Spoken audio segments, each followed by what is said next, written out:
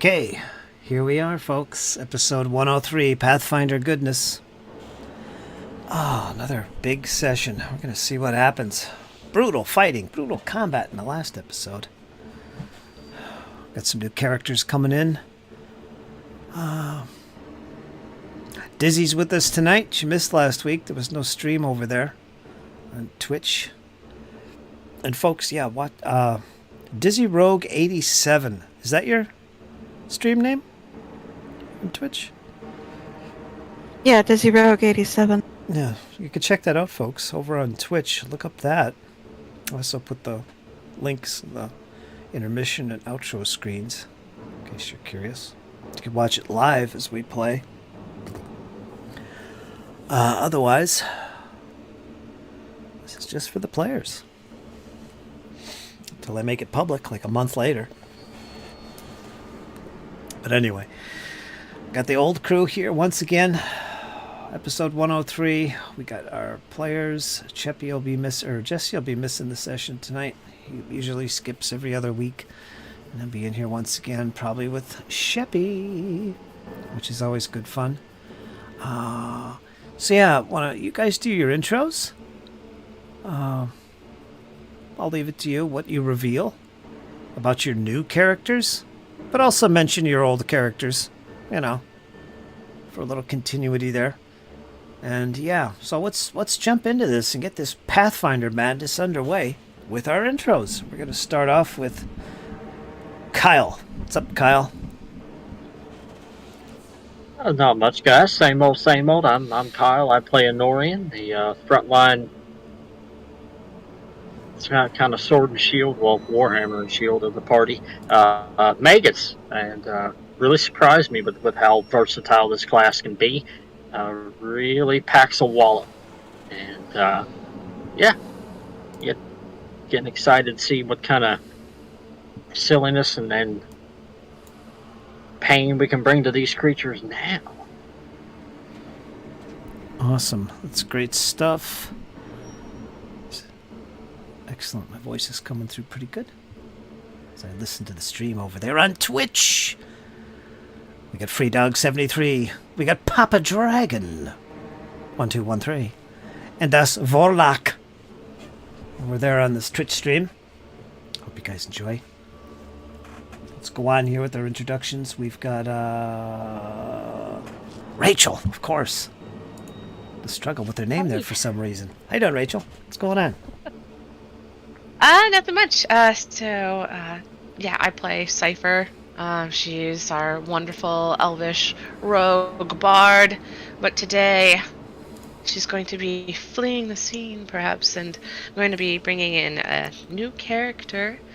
Let's just say I can't stay away from these elves. Once you go elf, you can't go back. Seems that way. Any hints about the new character? Hints? She may be a complete opposite of Cypher. Maybe. Mm-hmm. Okay. We'll leave it at that. Look forward to that new character.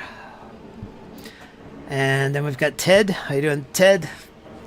What's going on? Going on, folks. I play Father Cadwin, the Dwarven Battle Cleric, who unfortunately may be doing some of the less favorable priestly duties tonight and tending to the fallen. In his place, I will be bringing in Rue. Rue is a Catfolk barbarian who's a little on the sneaky side and may have a bit of a fiery temper. Interesting. I enjoyed the dwarf. So we'll see what you come up with this guy, this barbarian. I think we play tested a little bit with him last night. I think you fine-tuned him. Changed a few things. I think that'll better things for him. All right. Have you played many barbarians in the past? I've done my fair share, I believe. They're quite fun, quite interesting, and quite unpredictable. Mm-hmm. All right, look forward to that then. And finally, we got Kyle. Kyle, did I skip you or? I've already gone. What did I miss? Dizzy. Miss Dizzy. Go ahead, Dizzy. Dang, okay, I feel the love there, Fritz. Oh, come on, come on. No, sorry. My dear Agatha, may she eventually find her place in the world. Loved her to death through many episodes, and now she's joined the pages of history. I won't give a whole lot of detail of what's happened to her, as that'll be revealed in time. The new character that will be stepping into the field shortly, I'll leave to be found eventually, and I have to agree with Rachel that once you choose a particular race, it's hard to let go of them. So, yeah, you'll see who steps up next. Okay. Well, I'm looking forward to it. I'm pretty much the only one that really knows what happened to Agatha. Some of that'll be revealed tonight, of course. And how about we do a recap? Let's do a little catching up from the last episode and see what we're going to pick up tonight. Next to Hero Point, Yes, who sir. wants to do it? Is that you, Kyle? You want to do it again? Maybe, Anybody yeah. else? Unless Rachel wants to, because it was just you, me, and Rachel. And nah, you can do it, Kyle. That's a negative. Okay, Kyle, you get an extra Hero Point. You'll have 3 tonight. I'm gonna need them to get home. Rachel has 2 to start off the session. Everybody else just 1 for snacks. Got to bring snacks. You get a Hero Point for bringing snacks. So, okay, let's move on. Go for it, Kyle.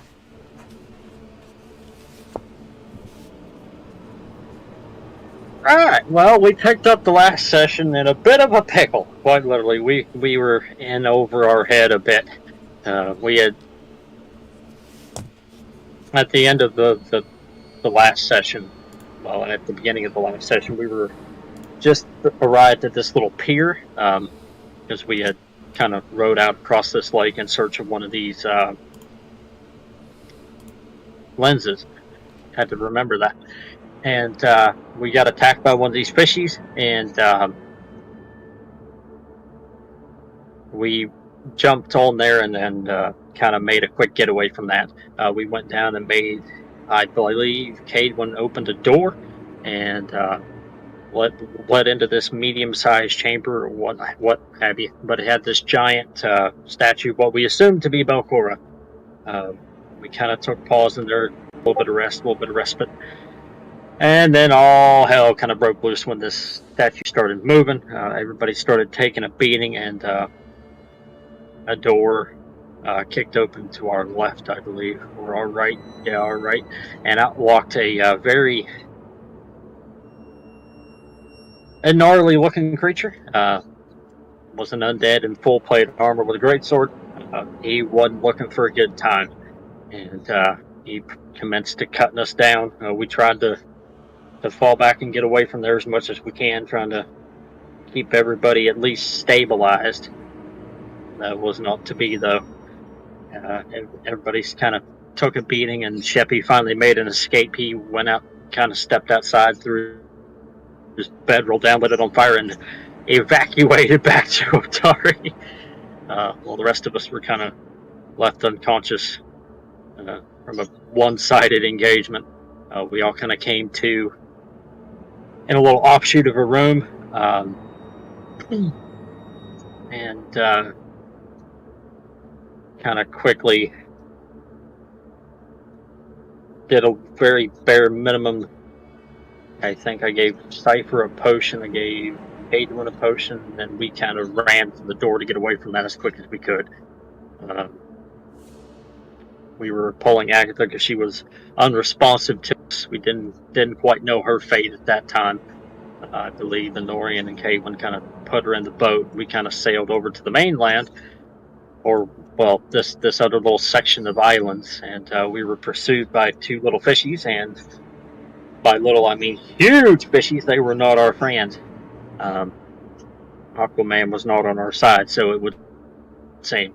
And they commenced to attacking our boat, and unfortunately we just were too beat up. We couldn't really do much at that point except for run to go get help and support. So unfortunately we had to leave her behind and came walking around this lake, I assume, kind of walking around the circumference. We ran into a couple creatures. One of them was a fey-like creature that kind of eyed us but didn't engage. Chapt got a bit overzealous and dropped a fireball on this entire little island. It was a fun time. Kind of a giant beacon, if you will. He turned this place into a lighthouse. Then we kind of proceeded on further down, and we got attacked by a couple, 3 creatures. They looked to be drow. They had whips and such. That was a pretty close fight, and I believe that's where we left it. So I believe that's where we're gonna pick up with it. Yeah, that was intense. It was absolutely brutal trying to go from one to the other.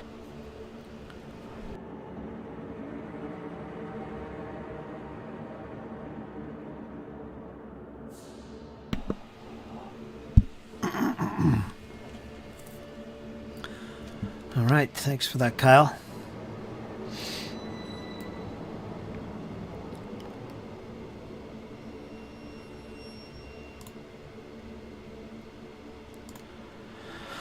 All right.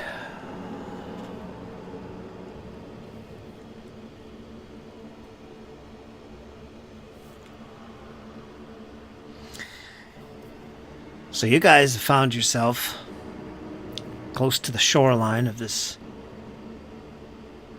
underground lake of nastiness. You left the boat behind and the body of Agatha. These giant fish-like creatures in hot pursuit, they stopped at the boat and started to ravage, almost destroying the boat.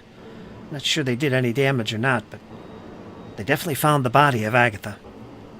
You guys didn't look back. Running in almost fear into the darkness. Came across an island.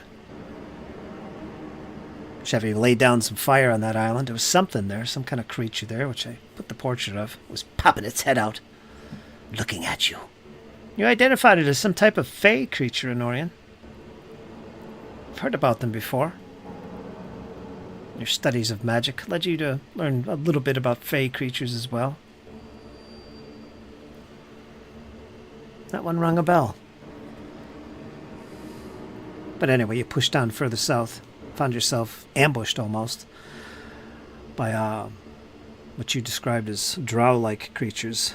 They were actually more like the Udurfan, that you've encountered before,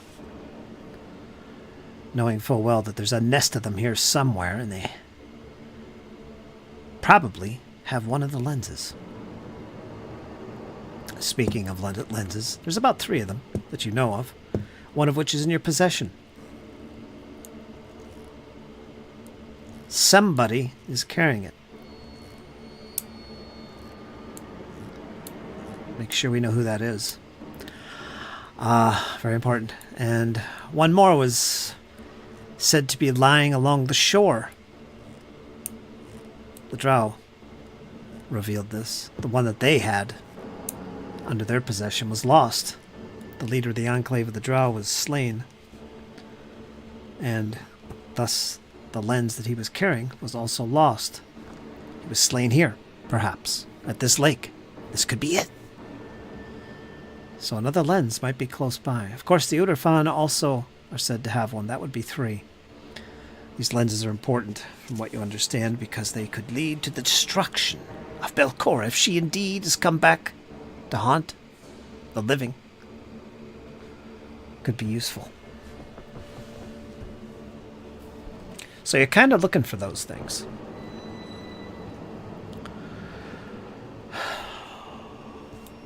These other guys you encountered once again under here also, in one of these buildings, these structures that you just came from.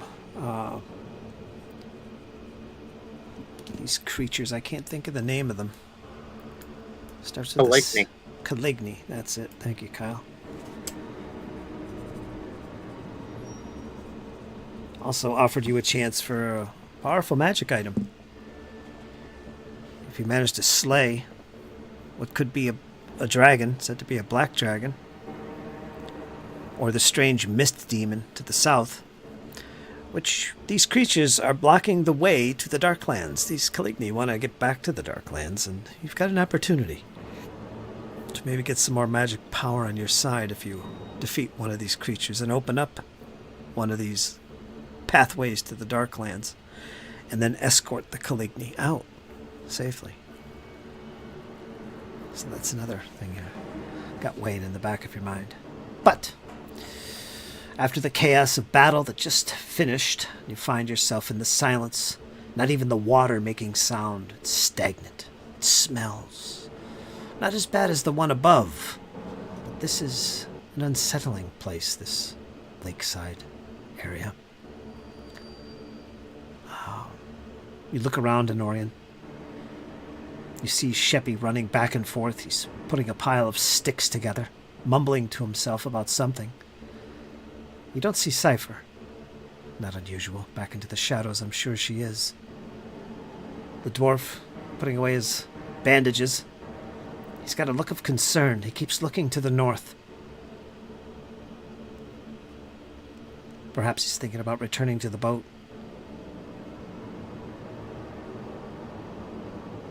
What are your concerns, dwarf? It was not right to leave her body. She is a friend, a companion. She did not deserve that fate. Cannot leave her body behind. She must be taken care of properly so her soul can rest.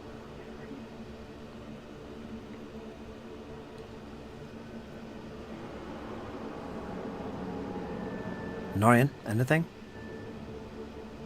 Yeah, Norian will kind of turn and look to Caitlin.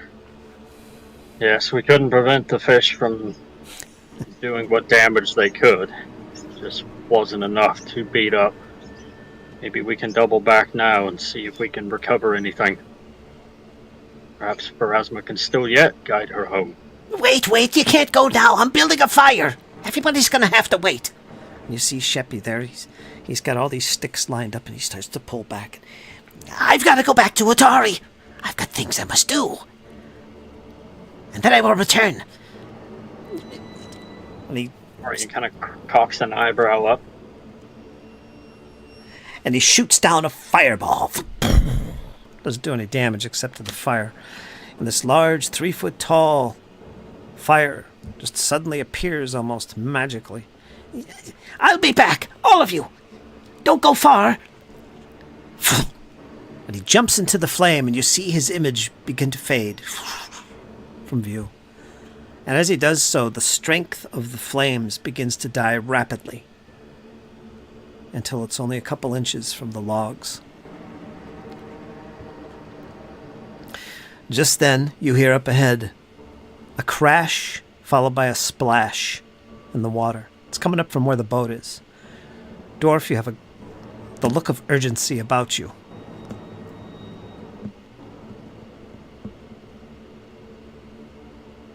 You'll start that way. Go check it out. All right, the dwarf immediately begins heading north, Norian. You just got yourself mended. You're not in the best of shape to follow and give pursuit of the dwarf. What do you do? But that boat's our only ticket off this rock, so I guess I'll pursue. And you do.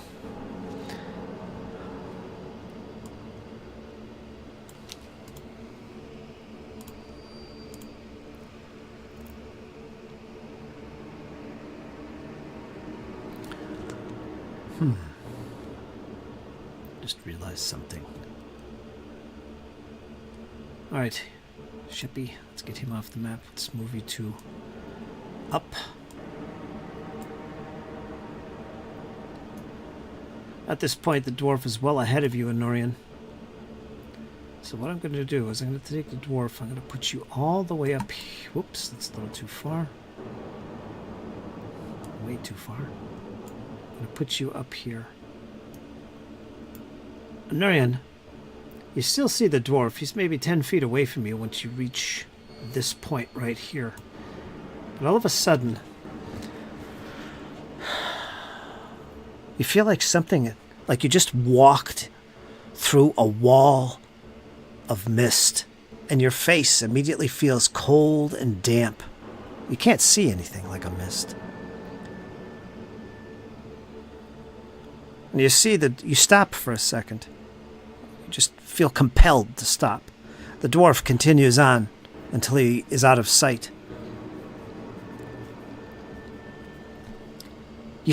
Your brain starts to fog up. It's like you're losing remembrance of what just happened and who your friends are and why you're here. It's just, it all becomes fogged for you. You're very confused at this stage. Make a will savings throw for me. You want it blind or public? This is blind.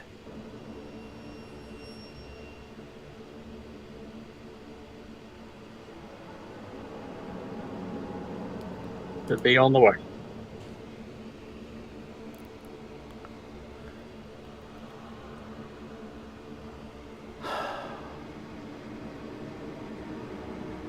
You have the confused condition. I'll drag it to your token.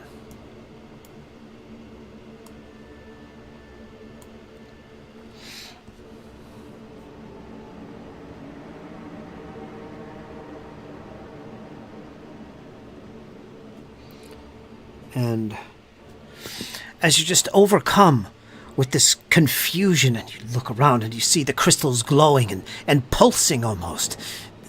They're trying to stab you. They're trying to kill you. The shadows are reaching toward you. You pull out your weapon. What are you carrying for weapon? +2 dagger and shield. +2 dagger. Does the gauntlet allow you to use a shield? Yes. Huh? Yes. All right. You immediately draw the dagger. I want you to make an attack roll.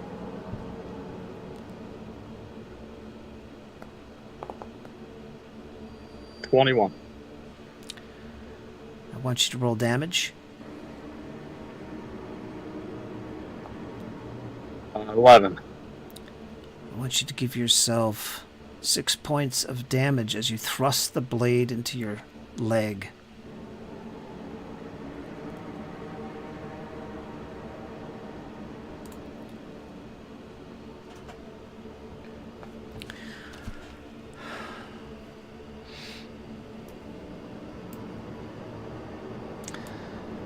Cadwin, as you arrive towards the boat,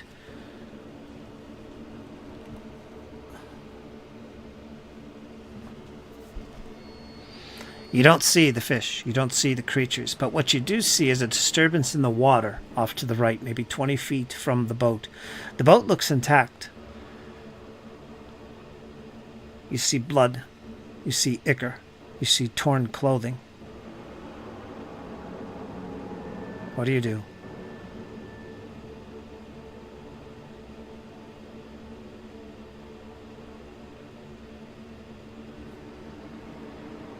What do you do? He'll move closer to investigate the disturbance, but he'll be cautious about it. Okay, give me a perception roll.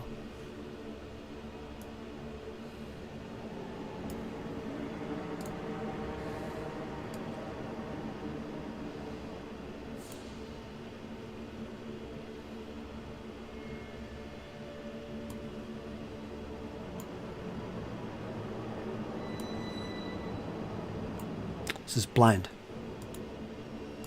Yep, just a second.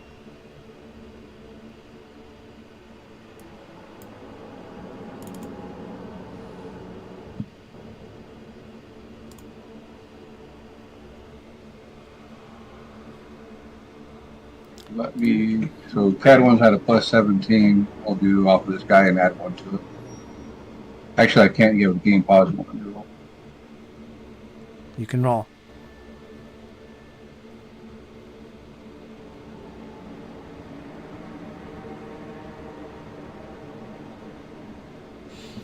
You can roll perception. Yeah, roll sense. Okay. I see they moved things on the character sheets now. I rolled Cadwin's perception. Where did they put... Like if you have dark vision, low light vision, where did they move that to? Because it's not on the front That's page right. anymore. It's right under perception. Cadwin has greater dark vision. Yeah, like it'll be right up underneath the armor class section. Let me see. All right.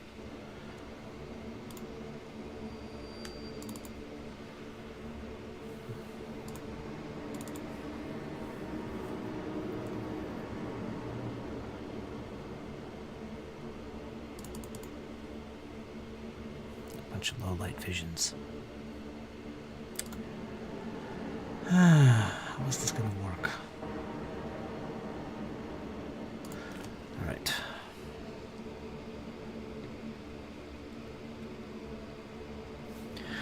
Rue, you and your friends, you're hugging the coastline, the shoreline of this dark place. You're not sure how you got in here, but as you round the corner, no, I take that back. As you stand there hugging the walls to the north, I think you guys can see your tokens. You're up in the north, up there, not far from where the boat is. You've been watching. You've been watching as these giant fish seem to be consuming some creature. You doused your light. Whoever had the torch, it's now out. And you're sitting there in the darkness. You could just barely see the shadows of these creatures. And you're watching. You see a light. I'm sorry, you see movement coming from the south where these glowing crystals are. You see a dwarf step forward, close to the boat. He approaches the boat. You could see him clearly with the crystals showing light. And Cadwin, the boat's empty. You don't see the body of Agatha.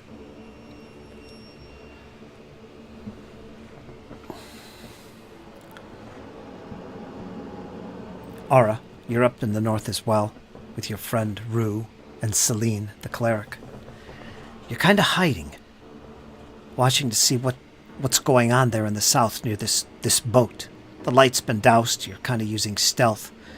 You see this dwarf in the distance. He doesn't seem to notice you.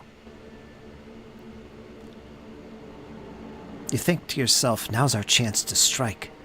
Whatever wealth is in there, perhaps now we can retrieve it. Of course, this dwarf is questionable.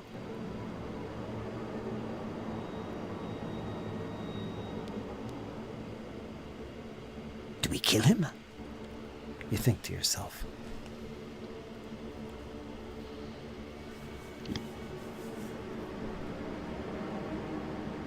But I spill the blood of the innocent. I will never forgive myself. He's a filthy dwarf.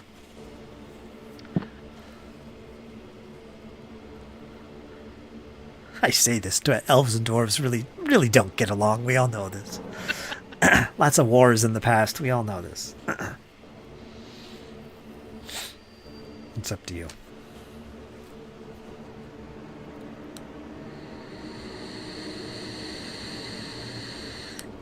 What's going through your mind? Yeah, Aura's just looking at the two of her traveling companions. Kind of making like hand signals of like, what are you thinking? Which is funny, because that's what you asked me. Rue just kind of shakes his head and whispers, "This one is no threat. He is no danger to us." How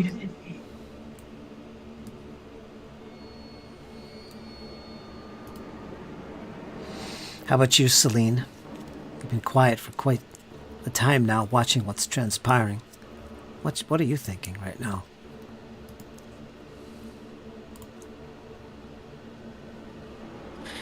Celine would be watching with the rest of the group, watching what's going around them, looking at the water, and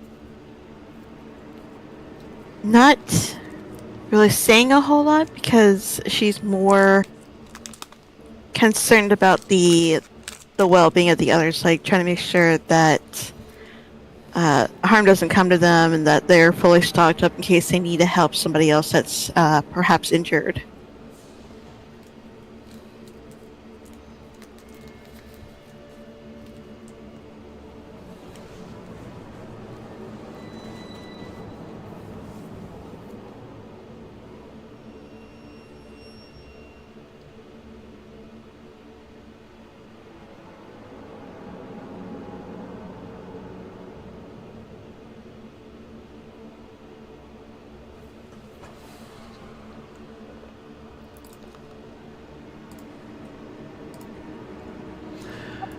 The Rue will use stealth and try to sneak forward a little bit. Try to keep an eye on what the dwarf's doing, what he might be looking for.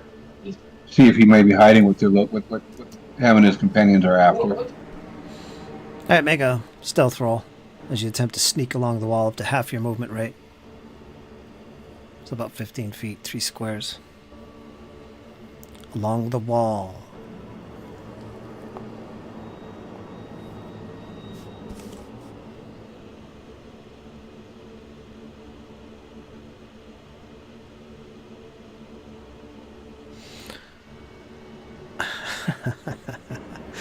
As soon as you begin moving, your foot slides against some rocks, and it's very audible. It echoes throughout the whole area. Cadwin, you hear this instantly. Your dark vision immediately sees the shape, some 25 feet ahead of you, moving towards you. Some type of humanoid. Looks almost like it's got cat ears. What do you do? After the last encounter, Cadwin's in no mood for any surprises. Cadwin, without calling out, he'll call out to Honorian that we've got more trouble coming our way, lad. And he will turn and he will unleash needle darts towards this cat creature. Okay, go ahead and attack yourself. This is great. Just make an attack. Armor class 27. As your fingernails turn into sharp daggers and shoot towards this puma-like creature. 22 is not going to be enough. They ricochet off the walls.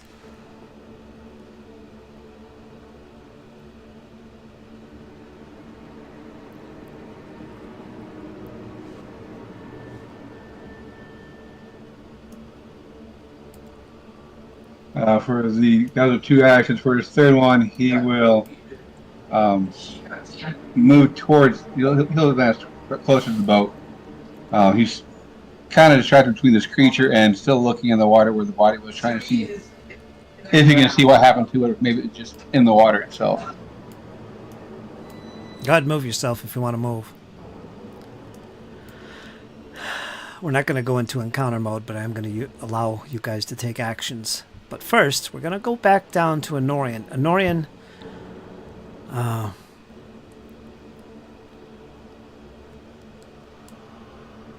you begin to run.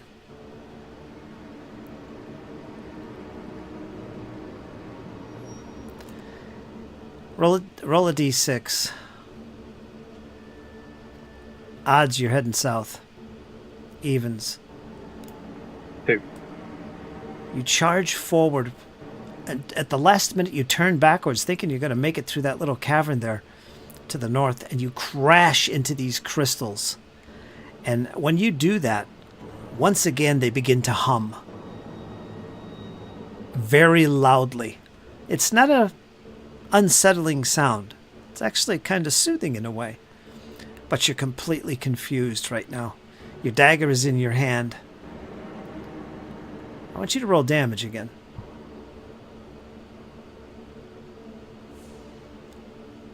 And I want you to make yourself prone. And you're going to take a full 13 damage from your blade. And you are prone. Right next to the water.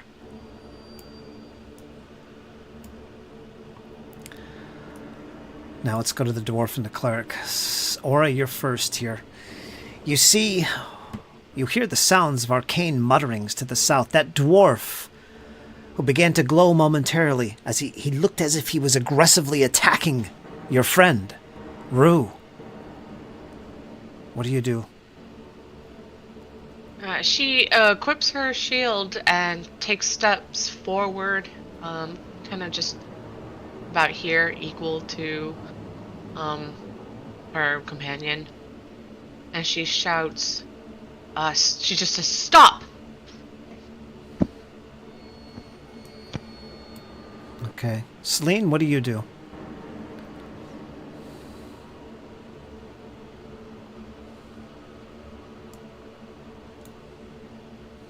Celine is going to immediately bring out her glaive, and as she watches her friends moving forward, she's gonna turn around and have her back towards them while she's gonna be watching what's happening around them as she moves towards them, kind of with her guard up, trying to make sure that nothing's coming towards them from the back.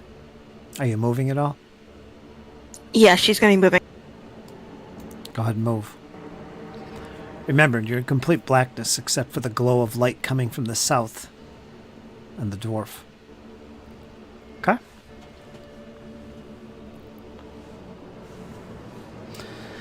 Alright, we're going to go to Cadwin.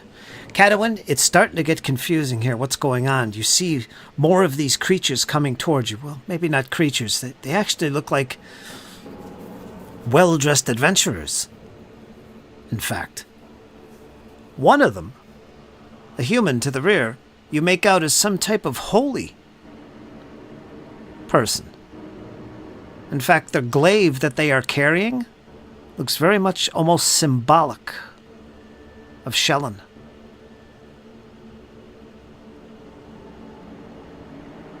What do you do? I'll give you 3 actions. Pretty good. He'll ready his hammer, which is symbolic of his god Trud. He'll just you heard what was unmistakably the sound of an elf. Kind of mumbles to himself, "Why it's got to be an elf?" Who are you, and what are you doing here? You guys can reply.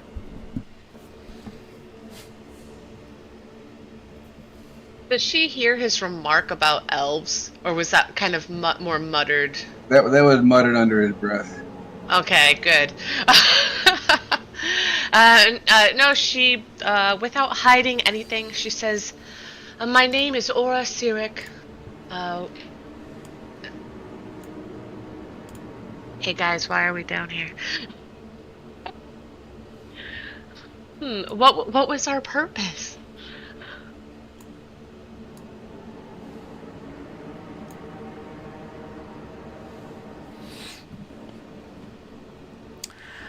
Celine? So I'll fill in a little backstory Sorry. for you. You guys are not coming from Otari. Okay.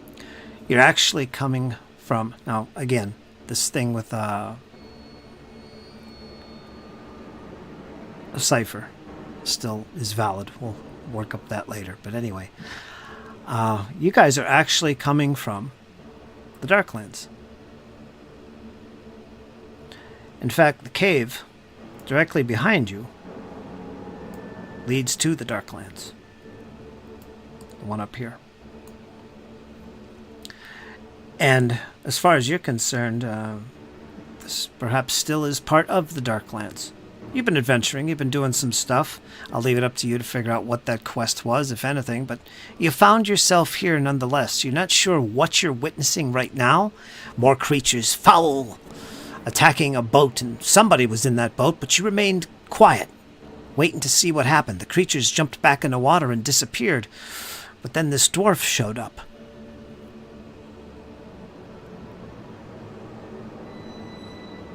Okay. Then Aura responds to him. We've just arrived to this area. Go ahead, paint the picture. What has happened, and tell us about yourself. Do you travel alone? And she kind of like just bridges the gap so that way it's the three of them. Almost as if we're like blocking the path behind us.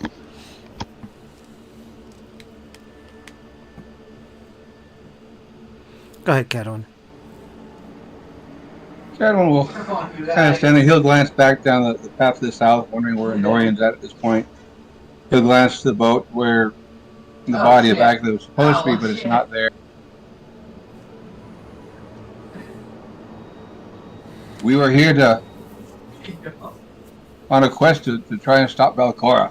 We believe she's returned. We ran into some creatures here, and I don't know what happened to my companions. One was here, but she's gone. She had fallen, had come back to her body, but the others with me, I don't know where they are at. You said that you come from the north. Is there a way out that way? I'm afraid not for a long, long while. Do we know who Belcora is? You would hear rumors of Belcora.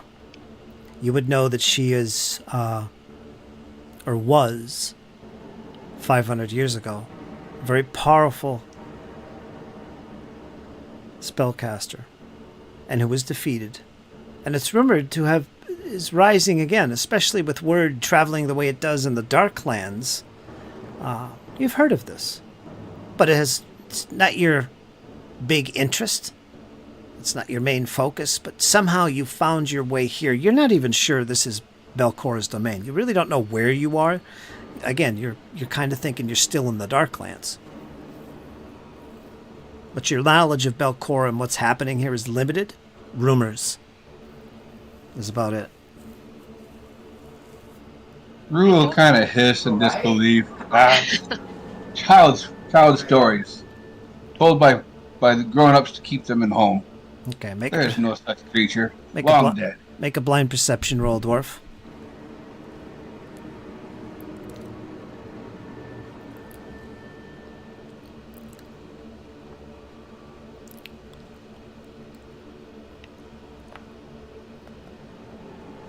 Okay. All of a sudden, as you say these words, you feel something whip around your waist and your legs. Not one, but two tentacles come reaching out of the water. You didn't notice them. And it begins to pull you into the water. Before you know what's going on, you are in the water, close to the edge. Now, I'll give everybody up here a chance to react to this. The dwarf is suddenly attacked and being pulled into the water by something you don't know what. So let's start off with the Puma Man. Rue, what do you do? I'll give you three actions. Just tell me how you're going to react, and I'll decide what happens. Rue doesn't know this dwarf. Rue could really care one way, care less one way or the other, but this creature is attacking this dwarf apparently without reason. And if he gets the dwarf, he could come for his companions next. He's not about to stand by and just let it happen. Will you? That should work. We're going to do a sudden charge to try to get to the dwarf to attack those tentacles. Okay, go ahead and do that.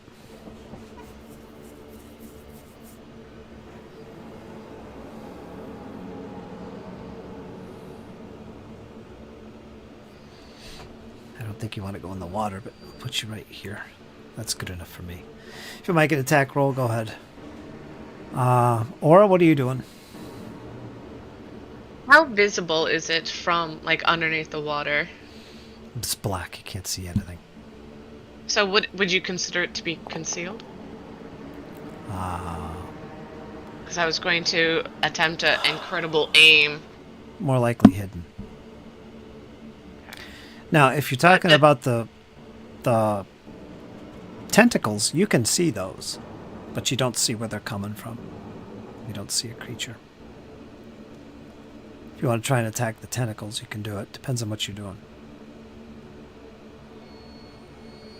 Yeah, she'll step forward.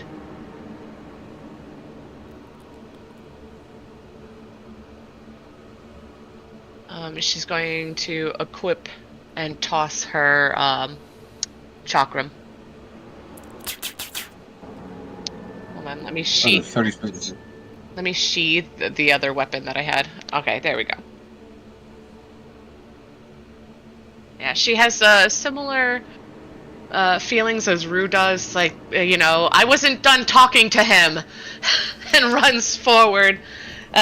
Picks this large weapon off of her, like wherever it is, maybe her side or even her back, and flings it forward. So you're attacking the tentacle? I am. It's going to be really hard, but go for it.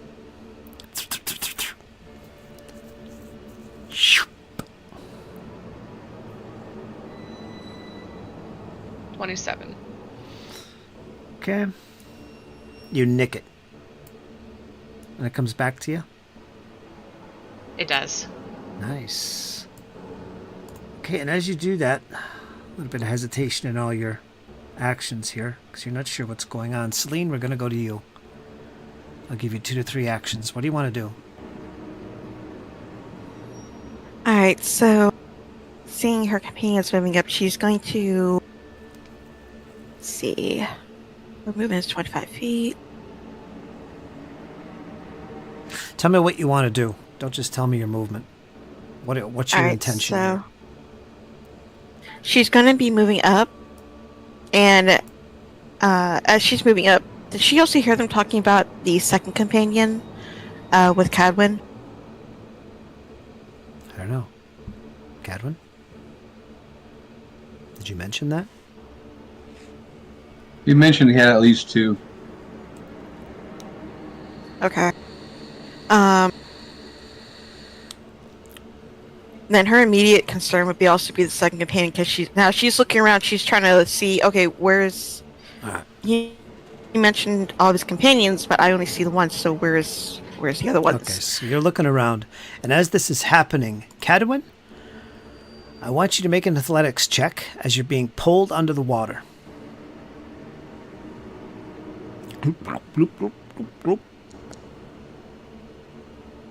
Okay. Hero point or no?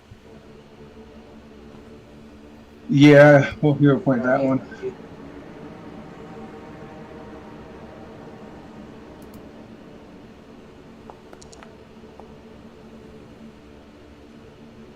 Okay. Yes, sir. You're dragged out 10 feet from the shoreline. Your head remains above water, but barely. The weight of your armor is pulling you under as well. You feel as if you're about to be pulled under. So, I'll give you guys one more chance to react. You only have one action, because he's being pulled under. So starting with Puma Man. Why does it say unknown adventurer for your character's name? I don't know. Alright, let's fix that. He's got a name. He does. Let me fix that.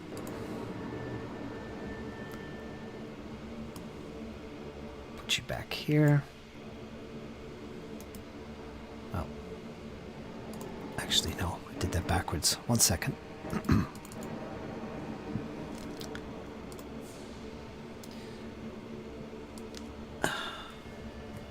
R-O-O, right? R-R-O-O. Rue. Okay, let me change that again then.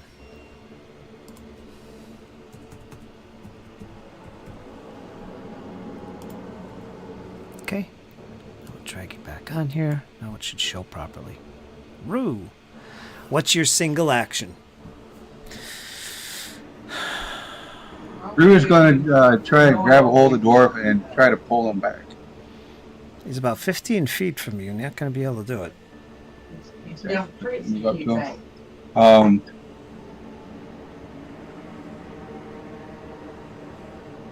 He's 15 feet into the water.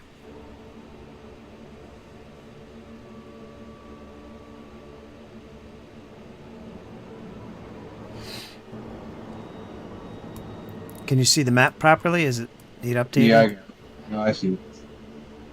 He's like He's out 15 in the feet. water. Okay.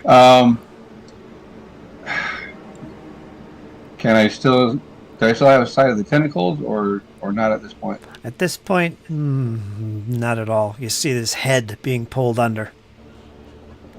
You got one action. You don't have many options. You could jump in the water and try and retrieve him. Not sure your character would do that. I mean, like he's It's up to you. He's undecided this time. Yeah, let me see what we do here. It'll be odd if he goes after. He'll go after the dwarf. All right. Jump into the water, and I'll put you right there. There's your action. Celine, you see this happening. Not Celine, Ara. You see this happening. Your friend, your companion, jumped into the water, obviously attempting to save this dwarf before he gets pulled under. You have one action. What would you like to do?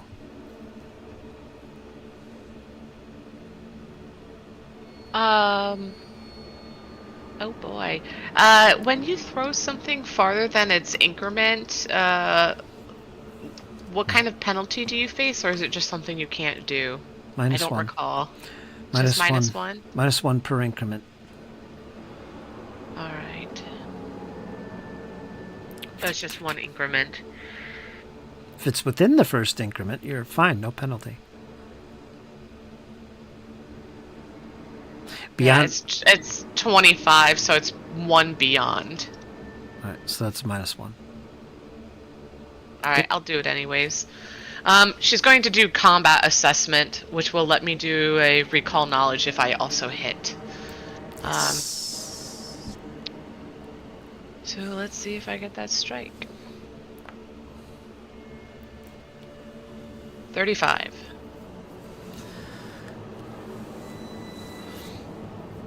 So technically 34, because it's -1. Okay, let me see here.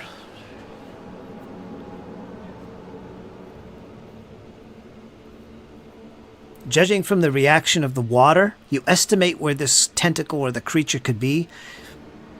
You think you've hit it. So what else are you getting out of this attack? Didn't you say you get a recall knowledge or something? If the attack is successful, I get to recall knowledge, yes. All right. So you can make a recall knowledge. There's going to be a massive penalty because you can't see this creature clear enough. You did see it briefly shadowy before, but you're not sure what you're looking at. But I'll allow you to do this because there's a power behind it. But you're going to have it's going to be a tough DC. So go ahead and make your recall knowledge. It will be occultism. Oh boy, I'm so glad I picked that as my ancestral knowledge. Longevity. Alright, so I'm now officially trained in it. Let's see. Let me select blind. I think I see it maybe in the water.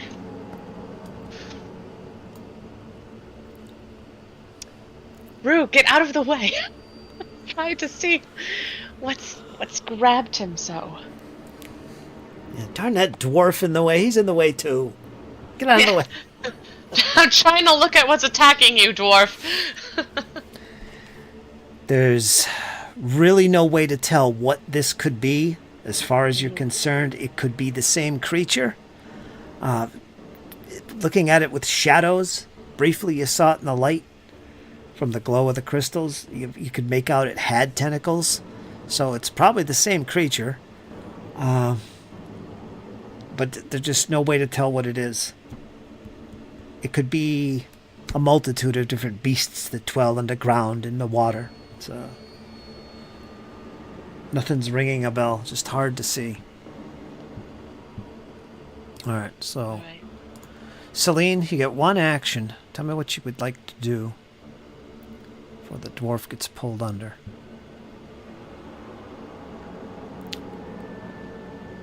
Gloop, gloop, gloop, gloop. You get one action, Celine.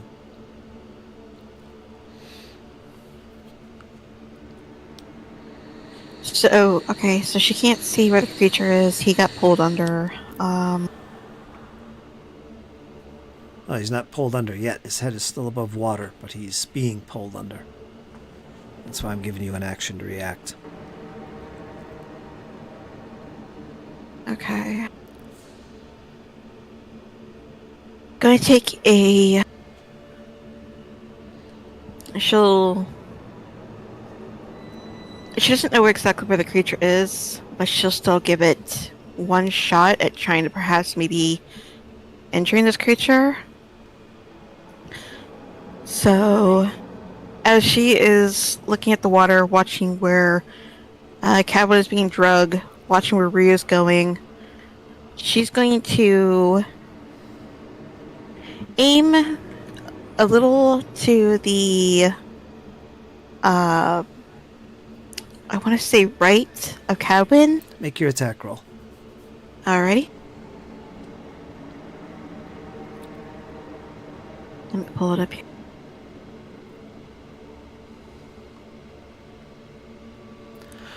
Oh, spell. Divine Lance. Make your attack roll. That's 2 actions, but... Go ahead.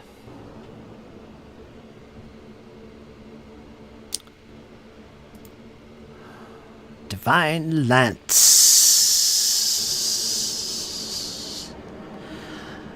A beam of energy shoots from you towards the direction of the dwarf and where this... You estimate where this creature might be.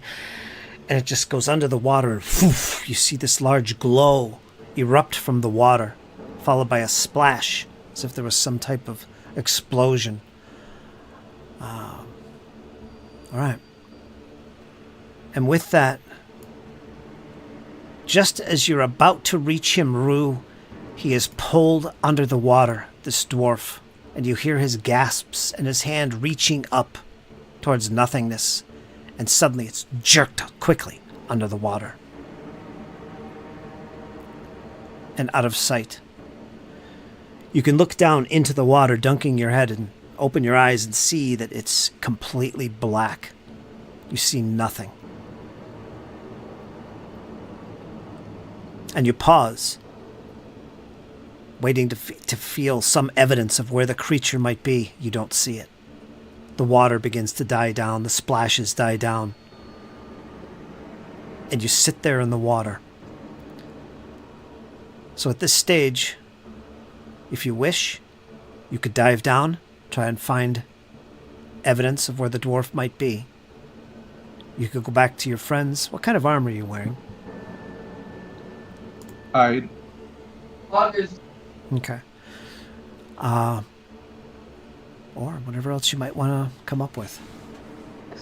Well, at this point, the dwarf's gone. Alright, fella. I This tried. is the nature of things. This is the way of life. Finally, the DM got rid of him. God. You had every chance. We'll see what happens. You can return back to the shoreline and your friends. Celine? He'll walk back towards Aura and he'll just kind of shrug. I tried. Celine, Ori, do you do anything? You did. Celine now is on the hunt for the other companion. She's literally looking around trying to see if she can find tracks or something that maybe points in a direction where the other companion went to. Okay, as you start looking around, right here, you see and you can hear it. It sounds like a large bubble just went boom out of the water. And you can see that the water's disrupted here. And as that happens, you hear screams from the south. Something is running up this tight 5-foot wide corridor lit by crystals, and you see it drawing closer and closer and closer. You see this individual suddenly appear, and he has a dagger in his hand and a shield. And he stops, and he's breathing really heavy. What do you do?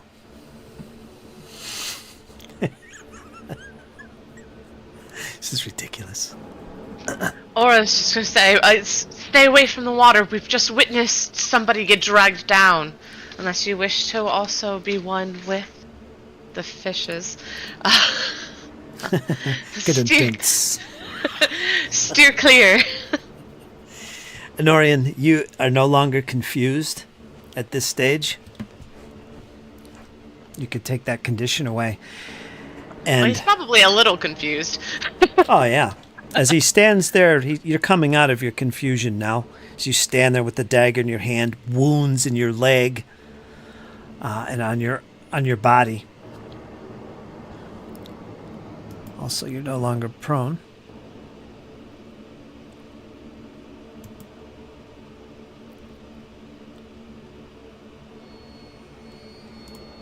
Okay. What do you do? Oh, well, I mean, I guess I'll come bursting out of these crystals, kind of look around. See, not seeing Cadwin anywhere, he'll look to the 3 newcomers that he doesn't know. What have you done with my friend? Nothing. I've just explained. He's been dragged down. And what is Be your clear. purpose here?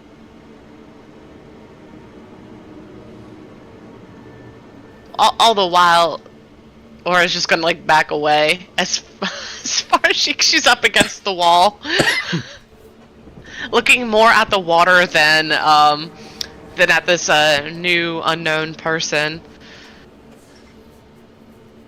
Where you came from? As far as you guys know, you're in the Darklands. You're kinda lost, but you're in the Darklands. For what purpose, I'm gonna leave to you guys. That's totally up to you. Probably some little quest or whatever, just adventuring. But as far as you're concerned, you're still in the Darklands. Alright. Well, then Aura will be like, we're here in the Darklands of our own accord, and it's none of your business. Because we're still thinking on it. This isn't the Darklands. What do you mean this isn't the Darklands? We've been traveling for hours. You're in the Gauntlet. The Gauntlet? And she looks at Rue like another guy that believes in fairy tales? Rue just kind of hiss, roll his eyes, like, this whole party must be addled. Something's wrong with their heads. This is the Darklands. I know we passed a bunch of mushrooms earlier. You didn't eat any by chance, did you? You would see Honorian's eyes turn blue as lightning. Hey, calm down. We really do not mean any harm. I've lost my Is she- friends, I have lost my companions, trying to hunt down the beast of this place and stop Belcora. It is no joke and it is no game. I don't know what you mean by Belcora, but trust me when I say that the 3 of us completely understand what it means to lose somebody. I do not want to get into an argument. Perhaps our separation will, in fact, bring us together. We need assistance with our own quest. Maybe you can help us figure out where exactly we are, because it seems we've gone off course. We were meant to be in the Darklands, and if what you say is true, how do we even get out of this place, other than backtracking? Which I might not be willing to do. It was hours. Well, I'm afraid the passage out will also take hours. We just can't win today, can we? There are at least another 9 levels above you before you reach the surface. Are we really that far below? Yes. Oh dear. Have you heard of the town called Otari? I might have seen it on a map, but I've never been. Is that where you come from?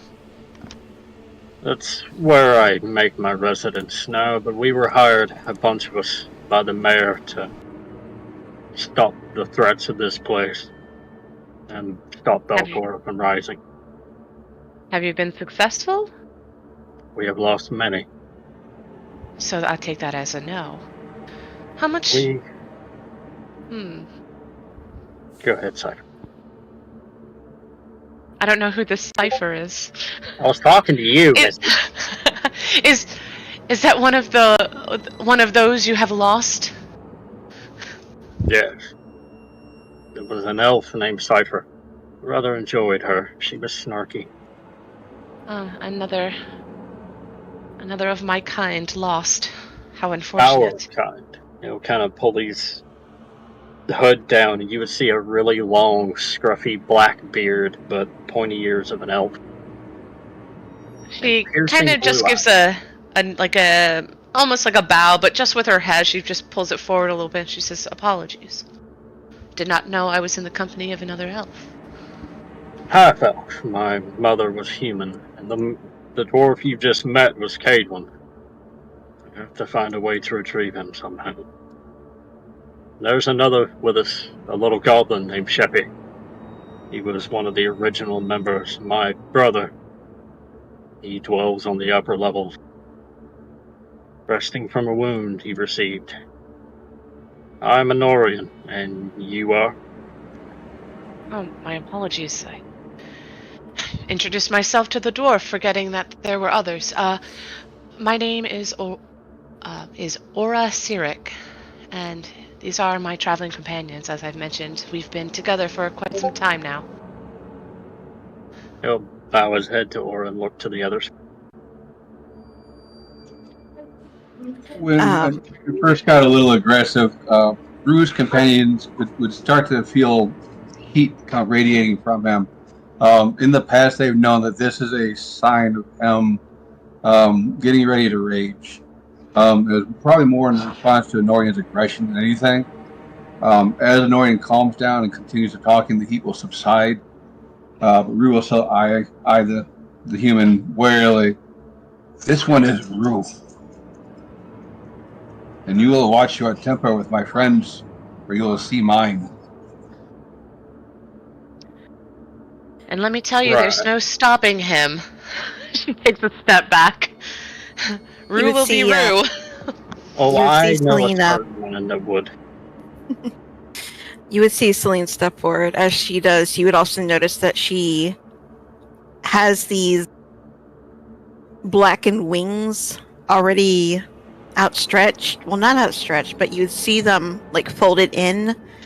But she would make her way forward, and she would offer her hand out to Nori, and she goes, "I'm Celine.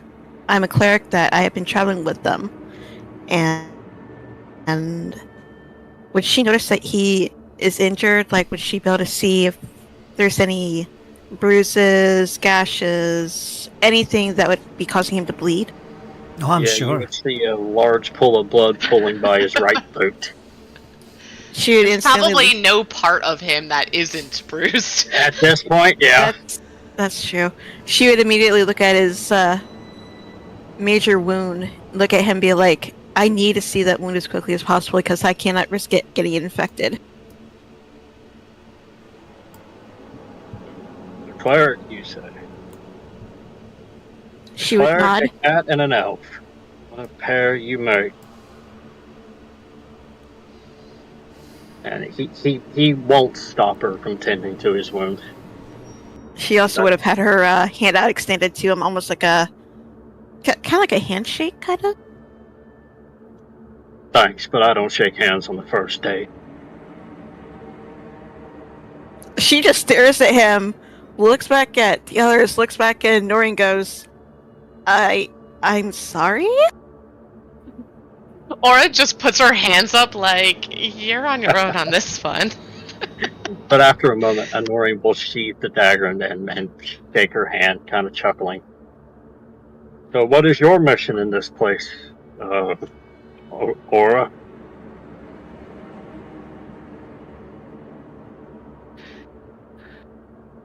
Come to stop some evil of your own, I take it. There is always evil to be stopped. As she kind of looks you up and down, you can see she's not looking at you, but rather what you're wearing. Okay, she would see And full chainmail. You see fully decked out in chainmail. He's got a shield, dagger, warhammer, 2 hand axes, and a maul strapped to his back. He looks very combat capable, but you also see what lack of a better word, you would see a spell book chained around his waist to his left hip. And when her eyes fall upon that spell book, you can kind of see her just kind of like go, oh, okay. And she's just like, in addition to this, of course, evil is that the battle against evil is never over, but perhaps we might want to talk further once we get out of this accursed place, not being the Darklands and whatnot. But I'm looking to find somebody to spar with on a regular basis, maybe even somebody to take on as an apprentice. There's nothing I can do for you with that, pointing to the spell book. She just says, but I'm very capable, and I was hoping to find either somebody to teach me further or to take somebody under my own wing. But perhaps we have a lot in common, and we have a lot to talk about. He will bow his head to her. I am a battle-tested soldier.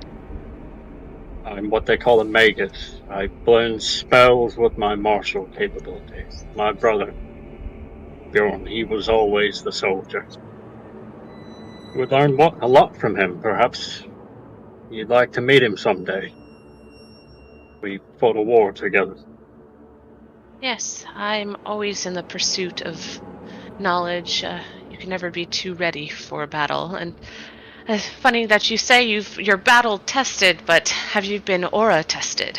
And she kind of like jokingly gets into a stance, but then immediately drops it. Just we're on good terms. This isn't me trying to be threatening. She just stiffens her posture. And as she kind of drops into that.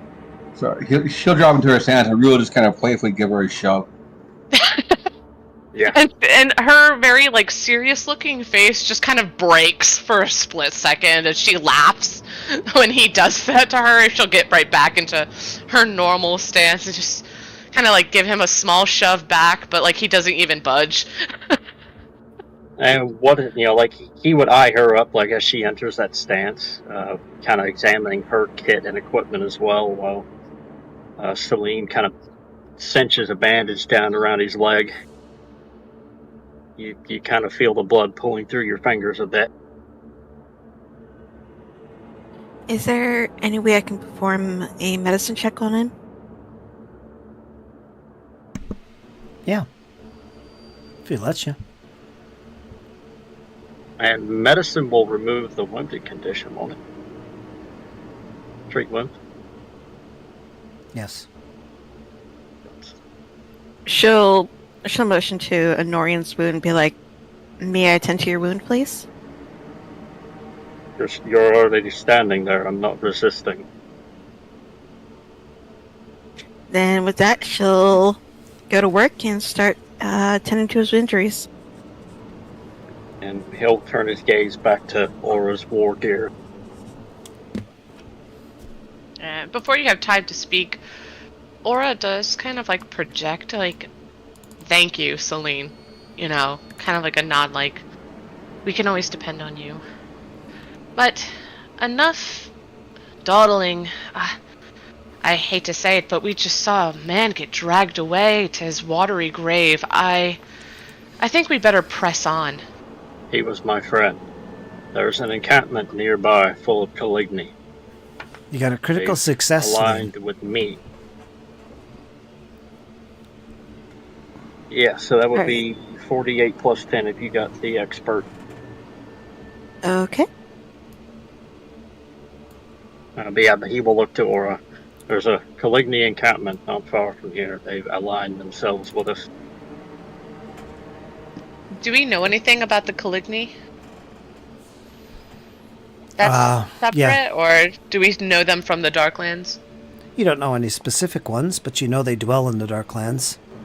They have some large enclaves there, but you don't know any of them, any specific ones, but you know of them. Aura just kind of squints at Honorian. Are you sure we're not in the Darklands? Yes, we are not in the Darklands. They were Alright. actually hiring us to give us a little bit of an additional task while we're dealing with Belcora. They want to return hope. And nearest we can find, we have to either defeat a dragon or a demon. Really not looking forward to either engagement. Well, I think fighting a dragon might be quite fun. I'm always down for a challenge. That's death, not a challenge. Depends on what kind of experienced hands you have. But it's not to be taken so lightly. I understand where you're coming from, Honorian. Should we make haste to this encampment, or would everybody like to press onward? We might as well kind of get to know the area. This area is a massive lake. On the other side, you'll find a dockhouse and a fortification where all these Caligny are housed. He'll go into great detail about the area around that he's explored. And after Celine gets done with her healing, he'll kind of look and gently bow his head. My thanks to you, healer. You do well at your work. Celine would nod in turn and give him a smile and goes, I do what I'm able to. That's what we were doing.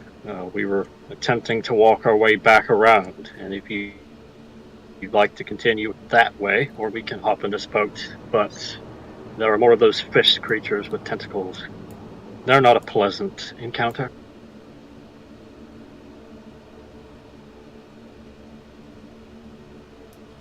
Aura just solemnly nods, closes her eyes for a brief second, and then looks back up. Yes. I'd rather not encounter them myself. At this moment, I do feel a little lost after everything. Just stick close to me. I will guide you back. Alright, then yes, lead on if everyone's okay with this, and then tell us more about this Belcora. She kind of even puts it in like bunny quotes, the air quotes. Belcora. Oh, my dear, I have a lot to tell you. Celine would make a motion to her ear, and then she'd also would have pointed to where they heard the slash and go, perhaps we should find sanctuary first before we start speaking? Oh yes, I meant this to, tell me as we walk and talk. Yeah. Give us some idle conversation. As you're the closest to the water, you're the first to notice this. Actually, you're the only one to notice this. But there is a constant rippling going on in the water. After that initial bubble that went off behind you, the water seems to be in motion. It's very active, and it's picking up. And beneath your feet, you feel vibrations, as if the ground itself is beginning to shake. Unusual. You haven't encountered this before.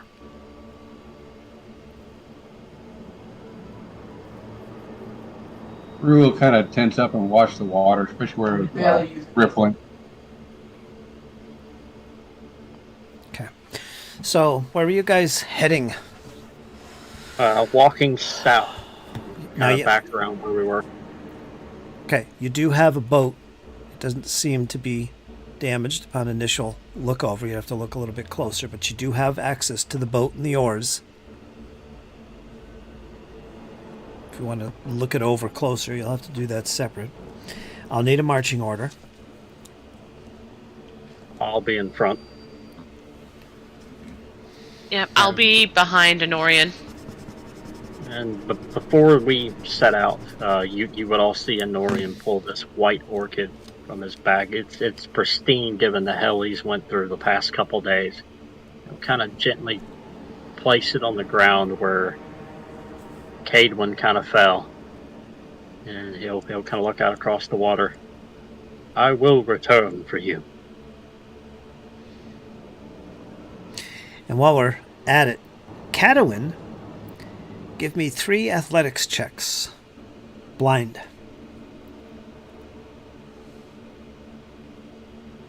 And while he does that, who's behind Aura? Rue will guard the rear, so I guess it would be Celine. So Celine would be behind Aura. Aura. And then you guys can give me your exploration activities. Who did you want to do those athletics checks? That was for Ted. For Ted? Okay. For Rue or for Cat? This is for Cadwin. Oh, okay.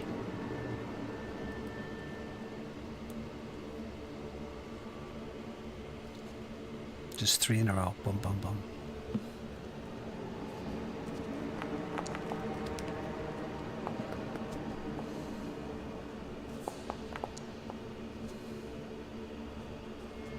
Okay. Now, what is your exploration activities? And Rue will be guarding the rear. I'll be scouting to the front.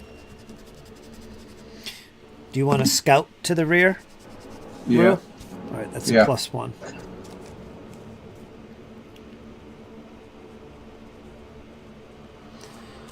Scout to front.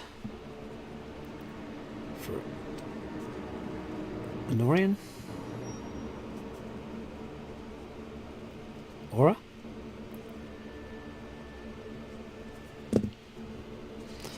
How about you, Aura? What would you like to do? I'm thinking. I guess I will just. I'll search. I'm gonna keep my eyes open. How about you, Celine? Celine's also going to search. Light source. That's going to be Honorian with your glowing gauntlet. Yes, sir. Okay.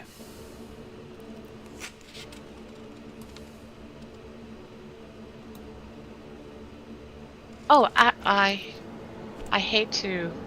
I hate to change my mind, but I forgot that I have spells. Can I just cast a spell, detect magic? Okay. Thank you.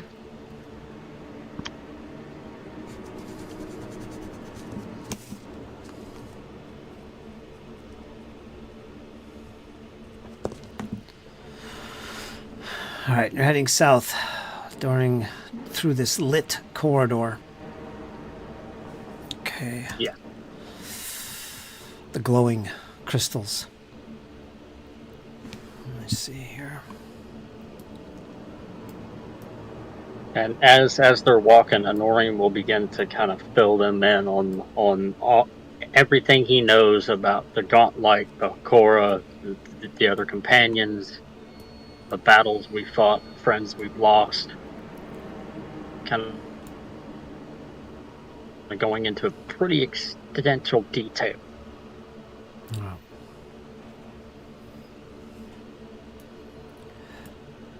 Let me move you guys down here.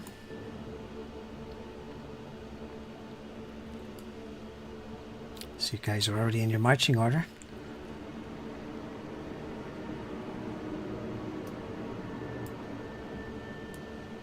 Very good.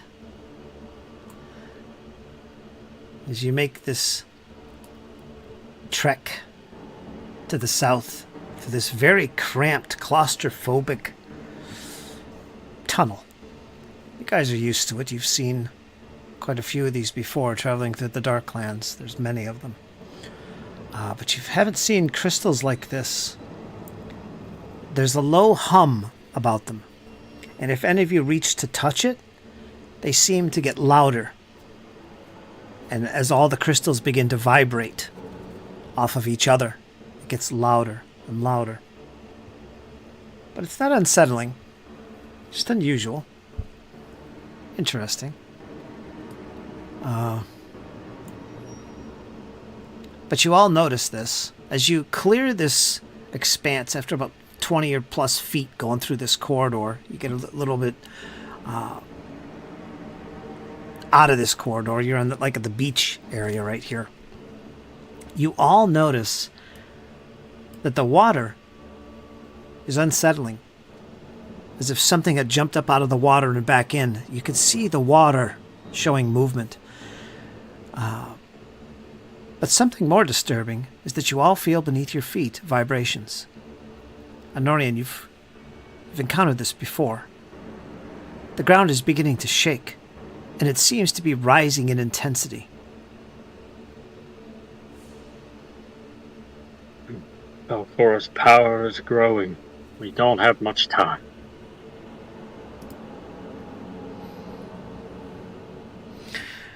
And right about here,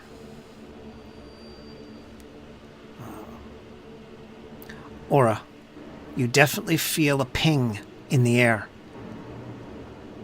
You don't know which direction, but you know that it's a malevolent force of magical essence that's present here. You sense it immediately, and it is strong. I'll give you that.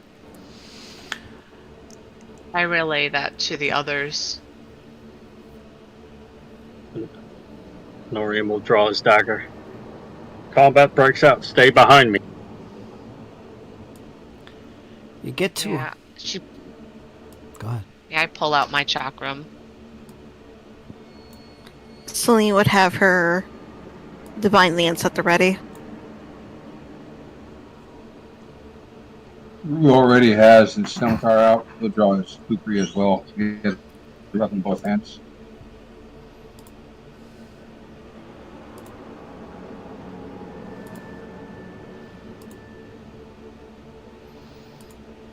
Let me see, can I think I can see from your tokens properly. Yeah, I can. After you travel maybe another 5 or 10 feet along this shore, and you can hear the water begin to lap up on the shore. There is definitely something amiss. And then all of a sudden, you hear a hideous laugh, a cackle, an evil laugh coming in this direction, just beyond the island full of crystals. And it echoes where it couldn't echo. You hear it vibrate off the walls. You can hear the crystals themselves pick up on this cackling and begin to vibrate even louder. So now it becomes somewhat unsettling as this cackling goes on. In the background is this hum. And there you see, appearing on an outcrop within the lake, you see her. You see the apparition once again. Follow him out. You fools! You will not leave. You should fear my power! And there, this glowing form of what you can only describe as an evil entity, perhaps Belcora herself, appears on the stone. If you look on the map, you'll see where she is located. She is right there. I would like everybody to make a perception roll for initiative. You get a +1 because of the scouting. Honorian was paying attention to this. Well played, Honorian. Public or private? This is an initiative roll. Okay. Initiative is always public. And as she kind of says that, Norian will kind of call out, I will never yield to the likes of your tyranny.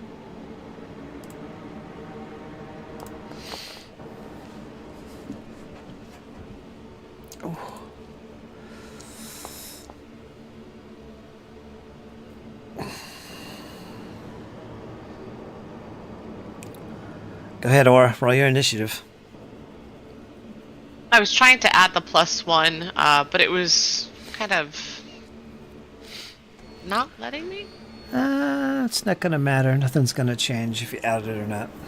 Okay. Yeah, I run into that as well on Bjorn. You have to go in and make it a status. instead of a Okay. circumstance. I was wondering if it was because of another bonus for my initiative. Gotcha. Battlefield Surveyor is a Surveyor. circumstance, so you have to go in and make that a status in order to. Oh, okay. Well, circumstance doesn't stack, so all right. That is my initiative.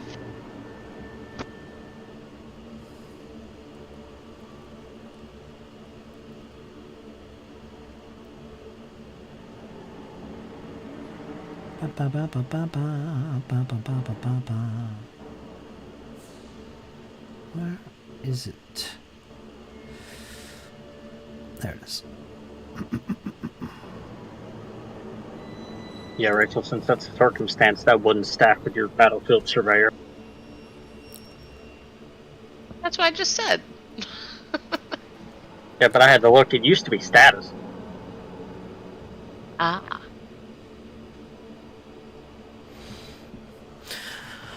Norian, what is the most horrific creature you think you've encountered? Gug. With no hesitation. Hands down, fucking Gug. Oh no. If it's a Gug, I'm running for the hills right As here, you right draw now. your weapon and you prepare yourself, you gird your loins, for Belcora's presence is in front of you. After her cackling finishes, you hear these horrifying, occult-like mutterings on her lips, and her hands are weaving each one in a circle. And there you see the shadows almost come alive at your feet and begin to rise, and you see the image of what looks like a Gug, its maw opening, showing many, many, many teeth. You can see it clearly. It's not just a shadow, and it begins to consume you. I need you to make a will save. Well, guys, it was good knowing you.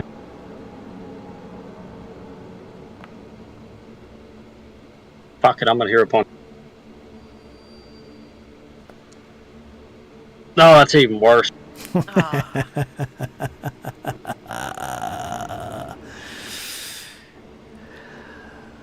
Now, do you have bravery or anything like that? Nope. Okay, you have frightened 4. Son of a gun?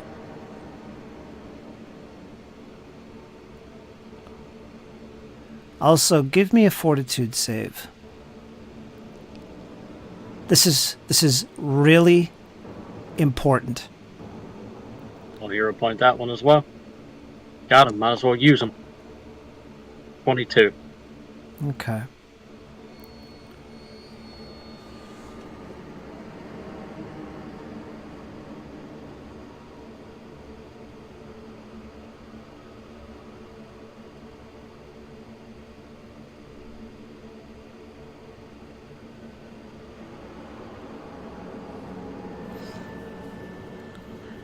I will allow.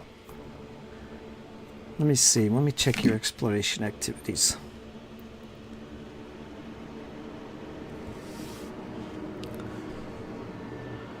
All right. Honorian, you collapse to the ground.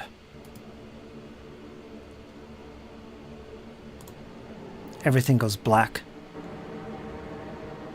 You just crumple to the ground. As you hear Belcora, or what seems to be Belcora, begin to laugh once again. And it echoes through the chamber, but she still remains. Honorian, you're next. We're going to take you out of the combat. We're going to go to Rue.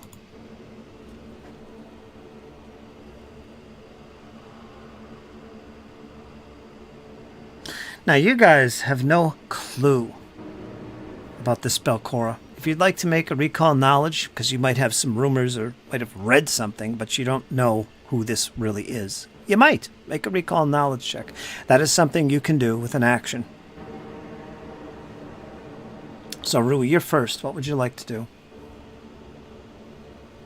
Who really wouldn't know anything about this as far as knowledge go.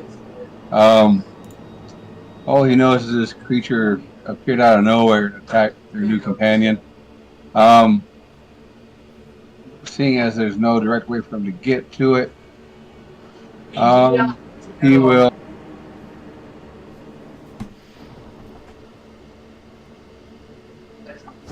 He will point a hand at this creature and he will cast ignition.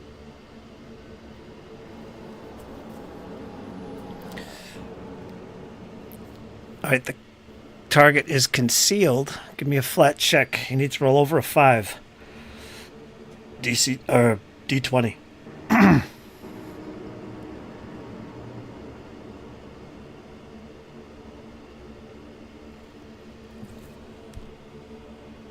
It's a flat D20 check. Mm-hmm. You have 5 or greater.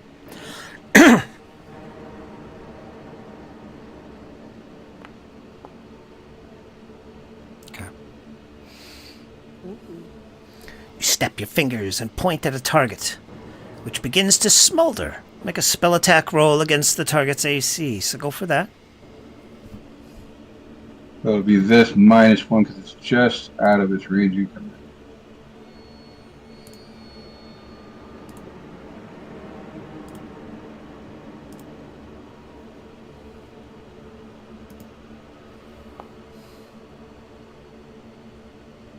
So 15. It'll miss. Critical miss. The snapping of the fingers did nothing to impress this Belcora creature. And that'll be all he does. Okay, we're going to go on the aura.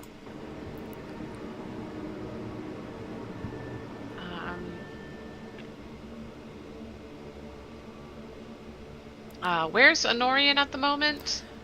He was right in front of you. He's still there. Okay. Aura's going to move more south.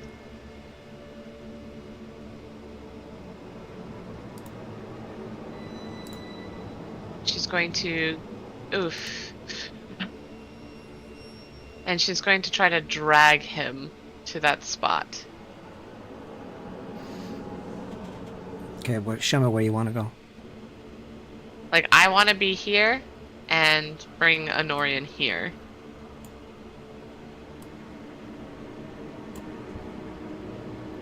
That works, yeah.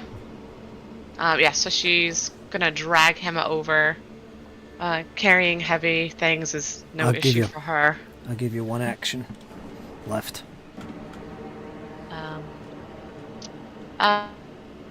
Then she'll get into...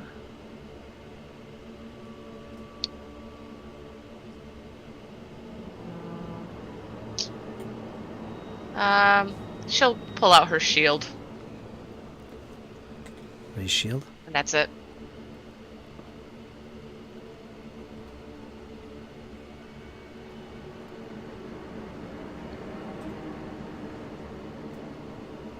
Alright, shield's out. Okay, Celine, you have plenty of time to plot your next move. What is it? She's going to be throwing up a magical shield around her.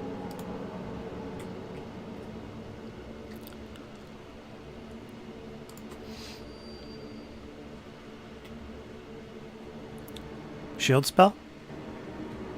Mm-hmm. Oh, there's 2 of them on you. Take one of them out. And then with that,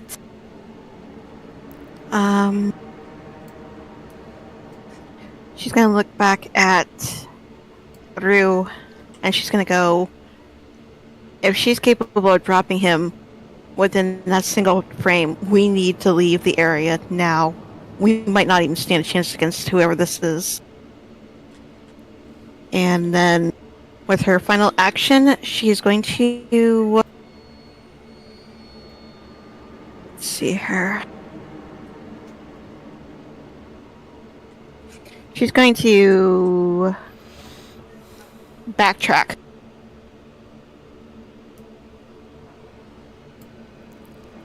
About 5, 10, about 20 feet back the way they came. You can move. I have paused it.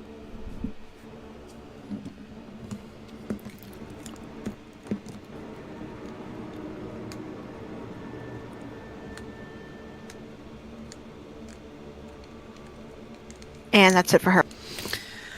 All right, round 2.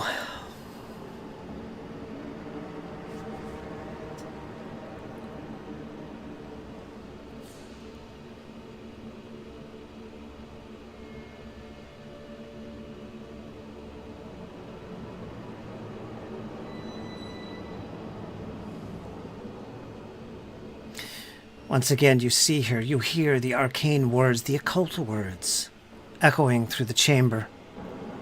Her eyes are fixed horrifyingly on you, Rue.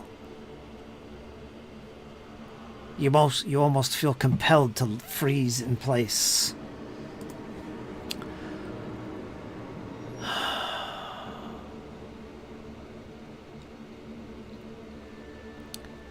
Make a will save.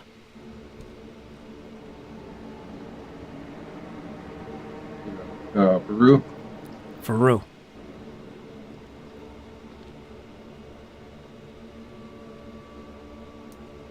Public. Yes.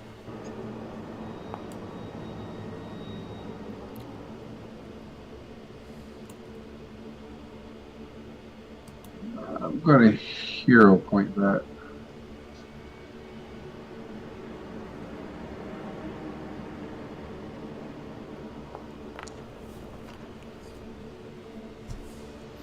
You feel your body begin to tense up. Your arms begin to lock, but then you remember your training. You remember how strong you really are, and you begin to shake your head wildly. Your arms free themselves of these invisible bonds. You're doing okay.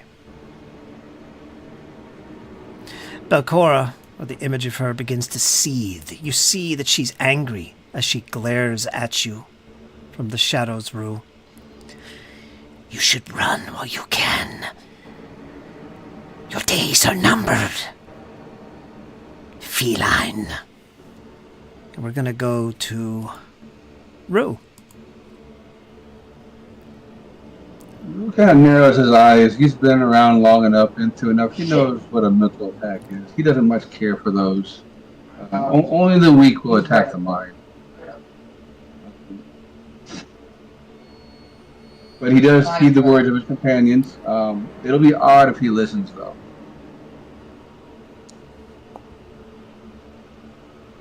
This witch should have left his head alone. He's gonna move.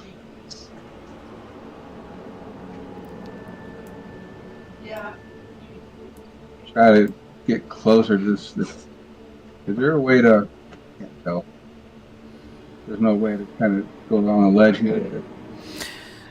You could climb. That would be a climbing check to work your way around. Fire, of course, I mean falling. I have a climb speed, so I can do that. Oh, you do? I do. Only 10 feet, but I can do that. No check required. Yep. But like this witch should have left his head alone. But he'll start climbing along the side. Okay. For his remaining 2 turns. Forget about there. So you're off guard. Do you have your hands free to do this? He has combat climbing, so What's that do? let's see here. Just put it in the chat. Could be critical. Your techniques allow you to fight as you climb. You're not off guard while climbing, and can climb with a hand occupied. You must still use another hand and both legs to climb. All right. Okay. All right, you're good. We're going to go to Aura. Feline has no fear. He's just getting right in her face. Ooh.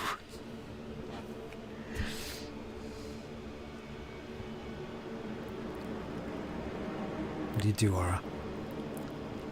Your newfound friend lies motionless, and his face grows pale. He looks into his face to see if this is the face of a fighter. Like somebody who wants to live. What does she see, Anorian? He's unconscious, so Oh no, dumb! What does his face look like? What does she see? Do right I now it's still see the got some will color to it. live? Right now it's still got a lot of color to it. Even though he's on, down and out, you would still see a flicker of his eye move every now and then. Alright, this one spoke of battle and being fierce. It'd be a shame if he died before I could really see him fight and see what he can do. So from her bag, she pulls her lesser healing potion, pulls the cork out or opens it somehow, and shoves it down his throat. And Just she put just me on kind of a like damn beer whispers in tap. his yeah, open like a beer cup. She whispers in his ear, live, darn you. Oh, I kind of imagine she's kind of cussing at me right now. Kind of, She doesn't smacking really me know around you. a little bit. Yeah, like she's working me over a little bit, saying, damn it, take your medicine, whack! She's got her sword and her shield. I guess I need a hand free, so she would drop. I guess it would have to be the shield. She'd drop the shield. And then reach into her bag and force it onto Anorian.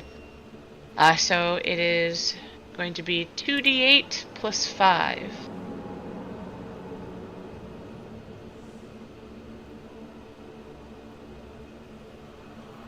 All I gotta do is click that use button. Yeah, as long as you have Anorian selected, I think you can hit use.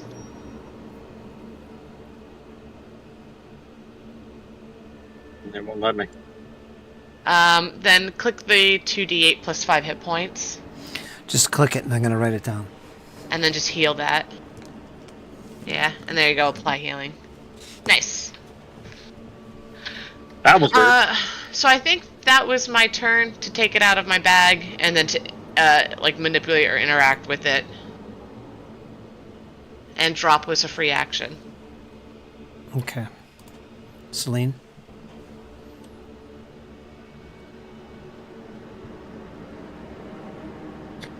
Alright. Celine is going to use the 2 actions to get to the 2 that are down south. So...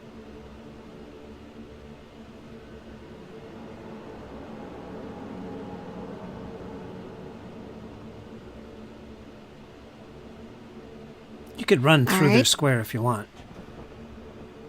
You get further down into the tunnel if you want. Can she get past Anorian and Yes. Aru? Yes, you can move right Okay. past them. If they let you. I don't think they're going to stop you.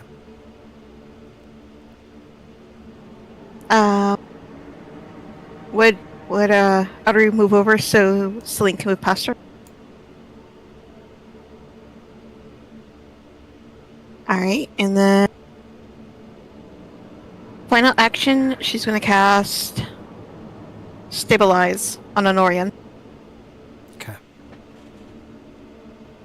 Man, that's what I was going to ask. Since these rounds are going, does my Frighten pull off? No.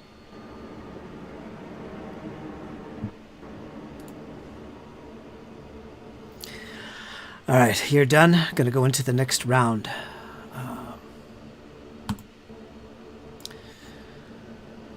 Rue, I need you to make a will save.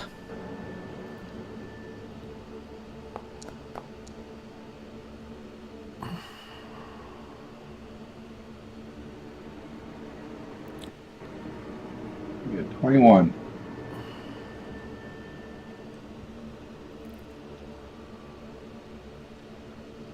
Okay.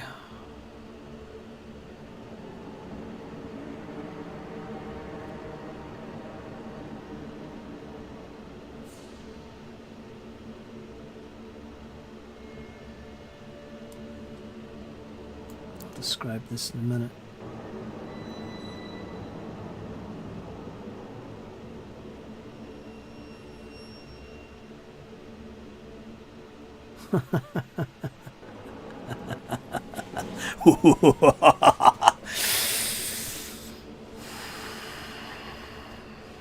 What's Rue's saddest memory? Breaks his heart. Tears flow. Would probably be the day that he came back to find his village in flames after a rival clan attacked him. He lost his family and his loved ones during that event. Did he have any siblings? He did. As you begin to cling to the wall, one hand on your weapon, you pull yourself along. You can't wait to get at this creature. And it's only like almost 5 or 10 feet away from you at this point. It's right there. Suddenly, memories of the past come back to you. You see once again the flames of your village, the smoke, the screams of horror, the slaying of bodies. Your brother, who was decapitated ruthlessly by these vile creatures, died in your arms. Well, he died when he was decapitated, but same thing. It broke you.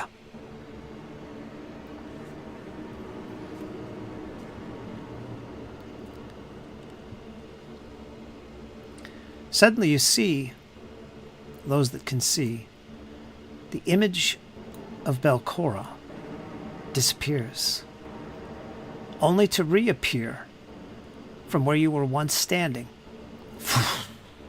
And once again she begins to cackle hideously.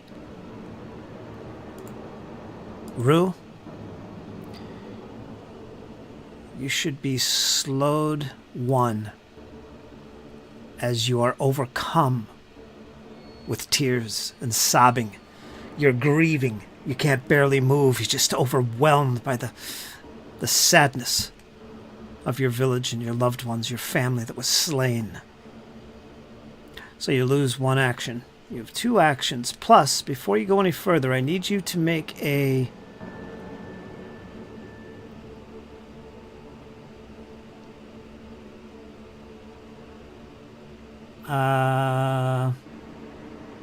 give me another will save. Since it's the start of your turn, give me another one.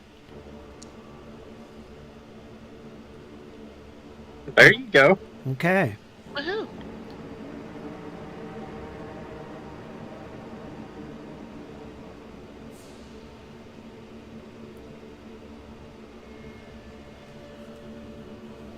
Alright, so you're only slowed 1 as you sob uncontrollably. So you only have 2 actions. What would you like to do?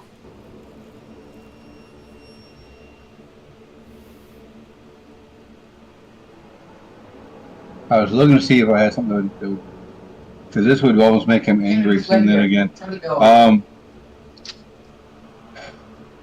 He knows that it's because of this creature that these memories came back, where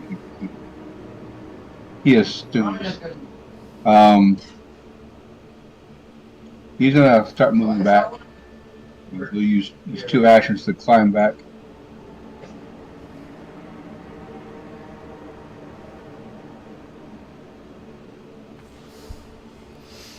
Let me put you there. Good enough? That'll work. Right there, I think you were. Right there. Okay. There we go. All right, Aura. You can clearly see the image of Belcora, or so it's said to be Belcora, directly in front of you, about 25, 30 feet away. Standing there, glaring at you. Did my potion have any effect on Honorian? He doesn't react.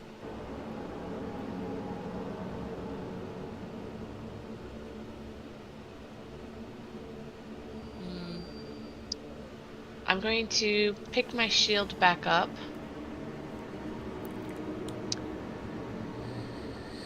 I will do combat assessment and just take the -1.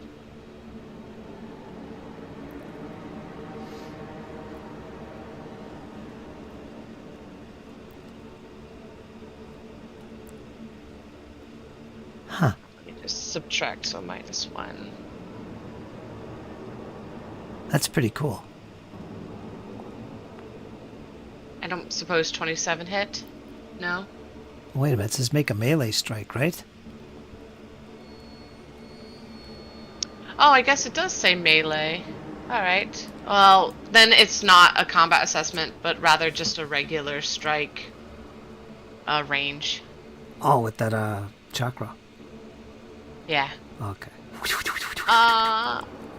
Yeah, because nobody's made an actual strike, like a successful hit against this creature. Okay, you got a 27. That's a failure. Alright, I shall re-roll with a hero point. It was close. It was close. Oh, I'm not meant to Ah, that was horrible. get it. Your first day as a fighter. Well, not my first day, just with this one. With my last action, I will raise my shield. Celine, what are you doing? Alright. Since Balcor is within sight range of Celine, you see Celine stand up and just immediately her entire form is engulfed in flames. Her wings are like turned to like that, almost like a phoenix. And as she stands up, she immediately looks at Balcora, points at finger, calling out to Shaylin as she casts Divine Immolation.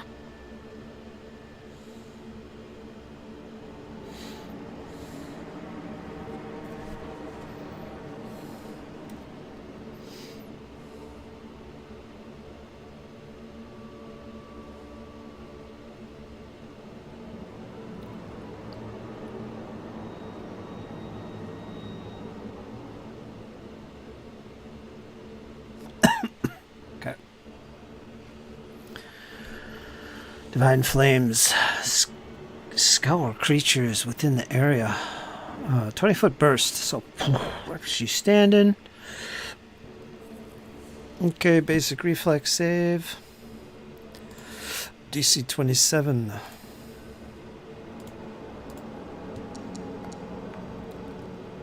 The area that I would have put the flames aimed at. Well, I already know where it is. You're supposed to lay that before. I already know. It would have been right there. I'm sorry. Yeah, that's fine. So, boom. But as this bursts, this whole area fills. You see her image flicker in and out, and she almost disappears. And as the flames of your explosion occur and fade away, charring the area all around, except the crystals, which remain crystalline, she suddenly reappears. And she cackles wildly. Even louder in your mind. Celine, you hear this laughter, this hideous laughter. Had no effect.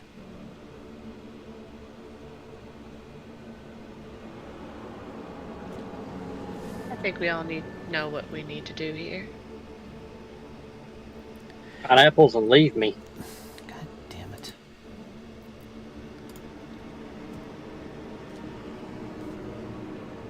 I deleted her by accident. It's okay, she's right here. Alright, Celine, are you done?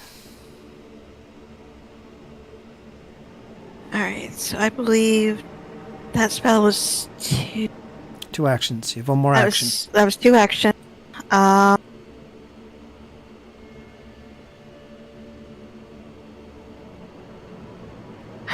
would do. I'm trying to think what else that can be done.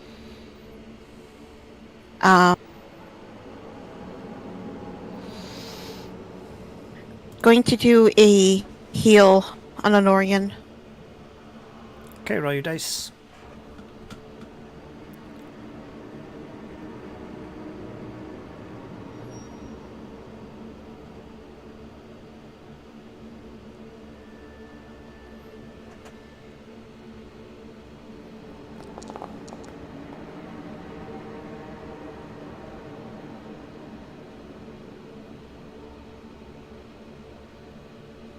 That was on me.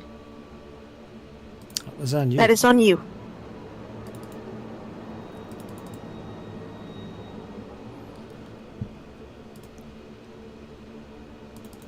And that'll be the end of it for Celine.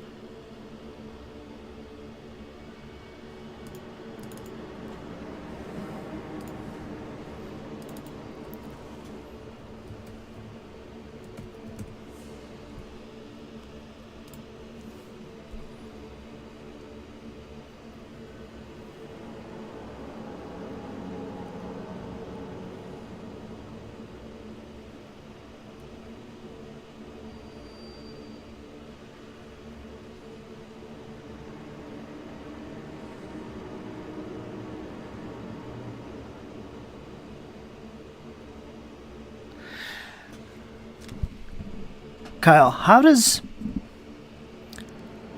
your relationship with Pharasma intertwine with your druidic faith in the green, what's known as the green faith? Yeah, there's a bit of a slight clash there. Basically, Norian had a battle go south with Bjorn. So he's kind of stepping back off Pharasma and kind of embracing the druidic side of things. So you're pulling away from Pharasma? Yes, and going toward the green faith a bit. Okay. Because of what happened. Basically... Okay, enough. You don't have to explain anymore. I got it. Alright. Next round. The image of Belcora flickers from the flames and then appears just for a couple seconds. And she looks towards you. Her eyes piercing. She's no longer cackling. Leave this place at your own peril. You have been warned. And she begins to fade. As cackles once again reappear and fade. And you're all kind of frozen in place at what just occurred. The humming of the crystals begins to die down to almost a dead silence. Only an occasional drip can be heard coming from the wall, or splashing into the water close by at the shoreline. We're going to end the encounter.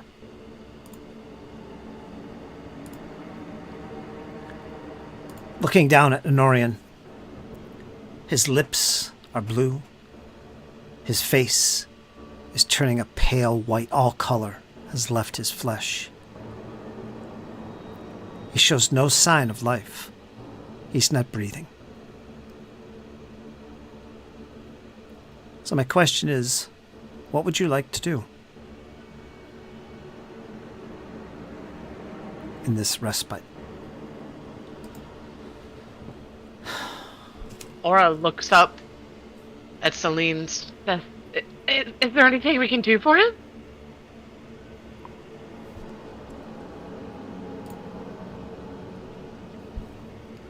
Celine's gonna, like...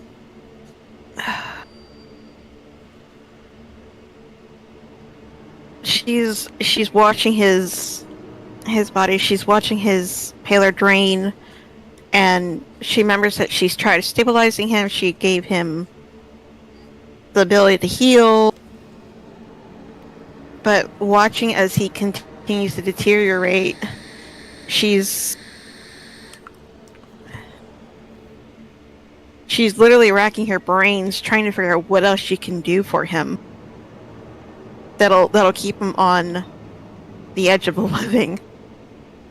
Can I, like, investigate his death?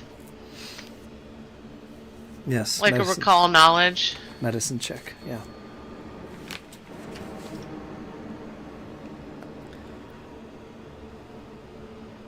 Yeah, I'll do it blind. And Rue got a 1. What's he gonna do? Don't tell me he's gonna eat the body. Rue does nothing. Okay. He just stands there. He's growl. There's a low growl coming from him as he stared at the spot where the image was, but he just stands there, does nothing.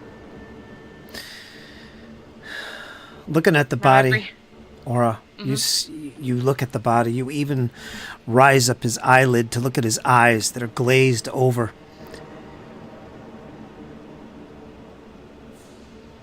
And as you look into his eye, you see an image. Although it's not there, you see a shadowy image of some type of creature with a huge maw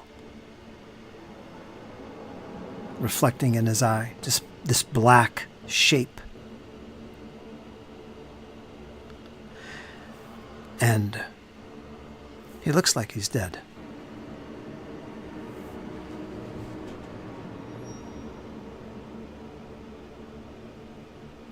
The Now every wounds. fiber in my body is telling me we should turn back. What do the rest of you think? She's just shaking her head. I've never encountered anything like this. I'm thinking Bjorn's about to be mighty angry. Oh.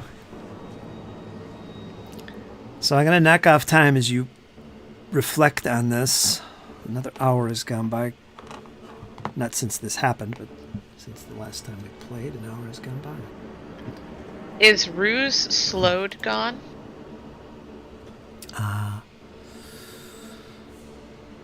Yeah, you can get rid of that.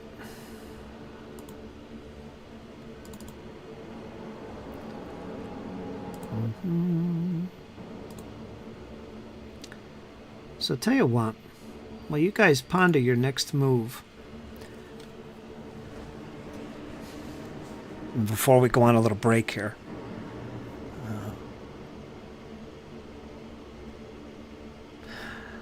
Anorian.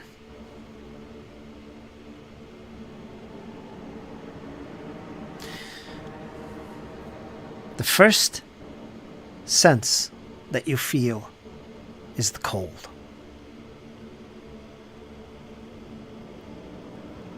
You feel a breeze of crypt-like air.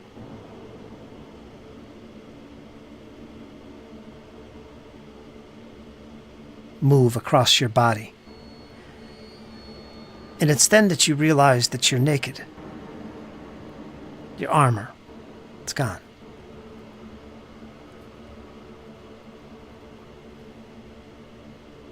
Your eyes struggle to open. You feel no need to inhale.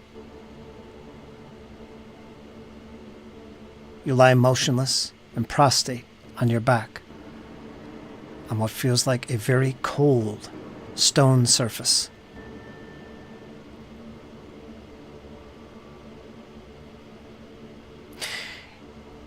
You hear this thump, almost like a drum, in the distance.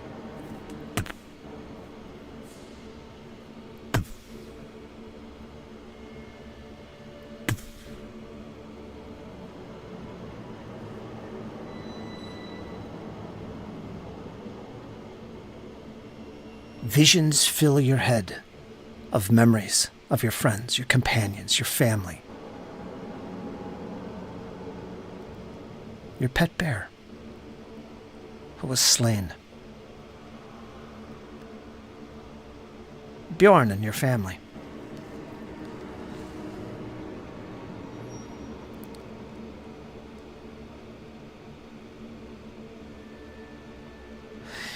All of a sudden, you feel a wet trickle of what feels like water hit you square in the forehead. And it repeats. There's something dripping on you. You try to open your eyes, but you can't. As this liquid is pouring down on your head, and it gets quicker and quicker and quicker until this little droplets have turned into a trickle and then a stream, and it begins to come down over your eyes and over your mouth and your chin and fall to the floor.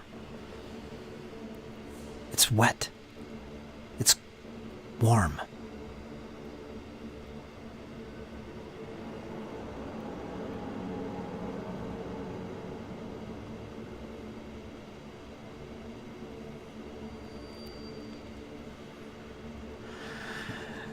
You feel what can only be described as bony hands come up from the stone near your legs and wrap around your lower shins and your feet.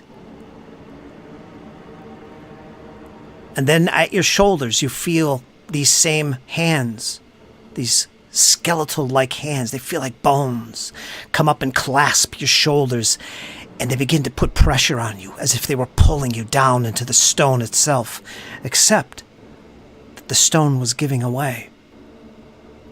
It was pulling you. It is pulling you into the stone. You feel your body begin to sink. It's a horrifying feeling as this water begins to trickle over your head, almost filling your nostrils. If you were breathing, you'd be gasping for air, feeling as if you're drowning. There's a rumble. There's a vibration in the stone. You feel it, and you get pulled deeper and deeper and deeper and deeper. Now I need you to make a save. I need you to make a will save. This is important. If you have any hero points, you can make them. This is a public roll. Okay.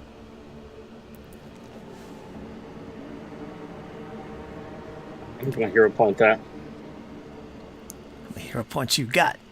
21. Oh no, 18 again. Yep, 18 again. You feel the earth itself begin to enclose you, to encase your body as these bones, these hands that are reaching from the earth itself are pulling you under and into the stone.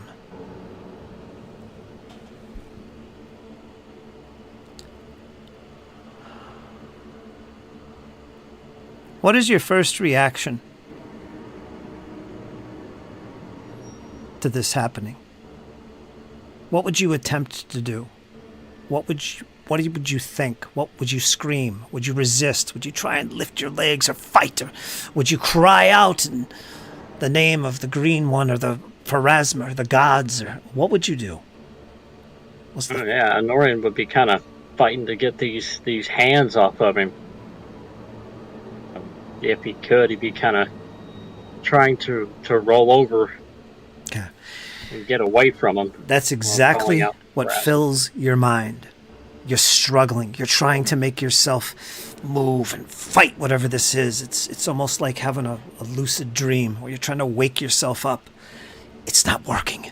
You just can't come out of it. It's a horrifying feeling as you struggle against what feels like death pulling you into the earth itself to consume you. Is there anything you cry out or attempt to cry out? He'll cry out, "Pharasma, watch over my friend."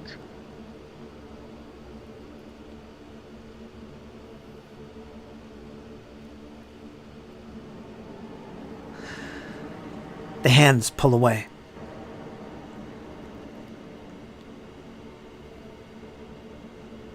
And once again, you're on the surface of this flat stone.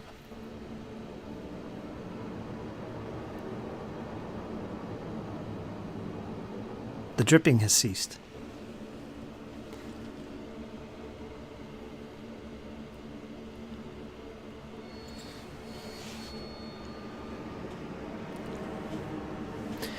Suddenly, you feel the weight on your eyes lift.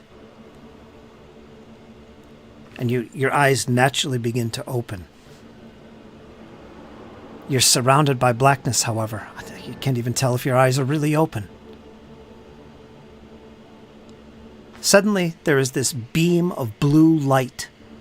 You could see it piercing above you, straight up above. Like if there was a source of that water dripping on your head, that's where it would be coming. But it's a blue light, and it's getting larger, larger, larger, as if it was getting closer. Inside this blue light, you see what looks like a very white, or rather a bright white light. As it comes down upon you faster and faster and faster, it gets larger.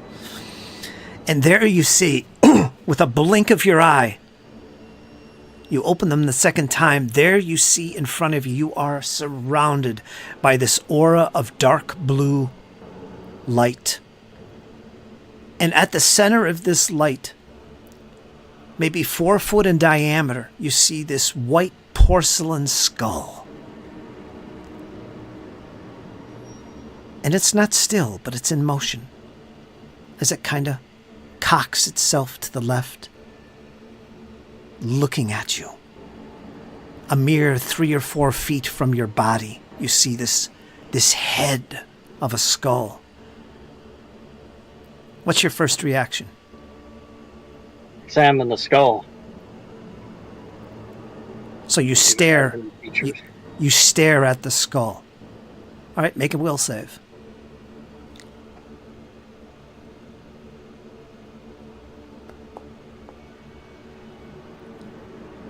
$25.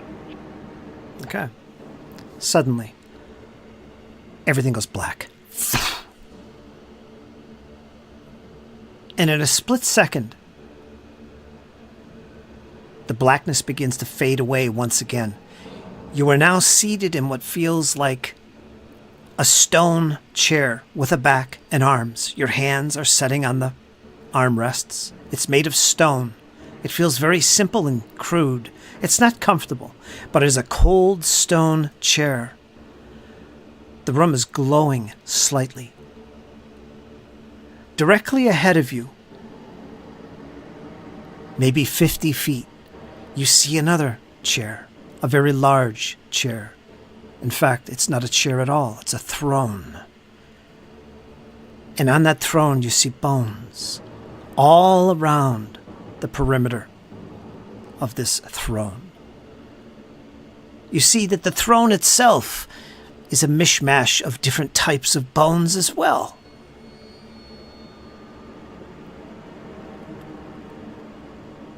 Seated in this throne, you see this very large, black-robed creature. You cannot see its face. You cannot see its hands. It's just sitting there. It's very large. If it was to stand up, maybe it would be 10, 12 feet tall. Where its face should be is nothing but a black hole.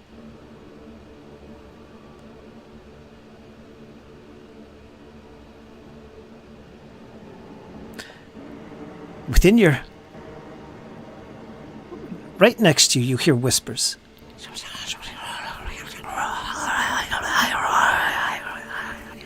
You can't make out the words.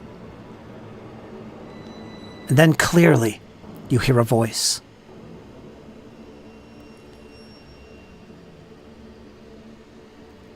I see you have failed. You come much sooner than expected. What is your reply? I fought as well as I could. Did my best to protect my Chapt.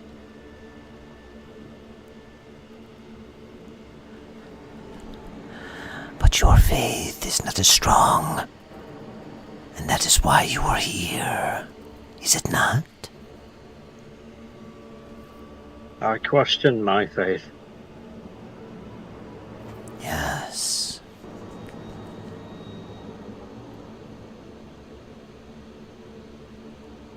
Your questions have led you here.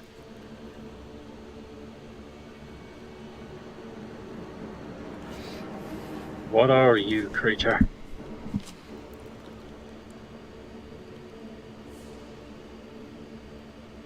I am the god of all who perish. I am your god, Anorian.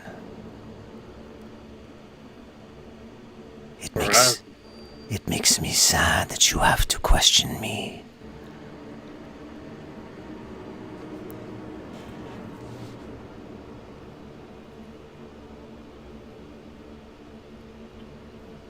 He did not deserve to die like that.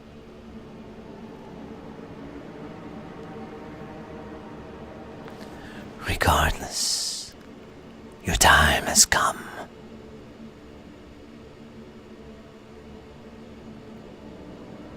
If it has, then judge me and get on with it.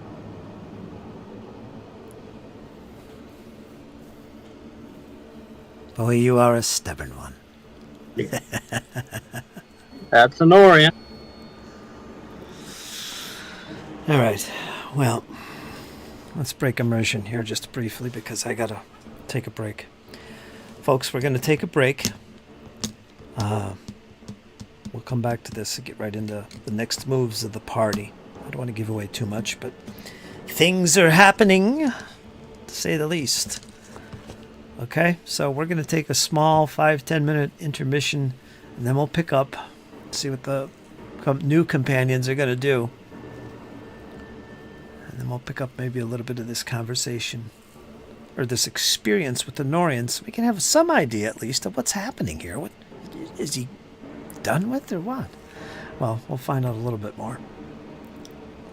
Okay, so let's take a 5 or 10 minute break. Be back, folks.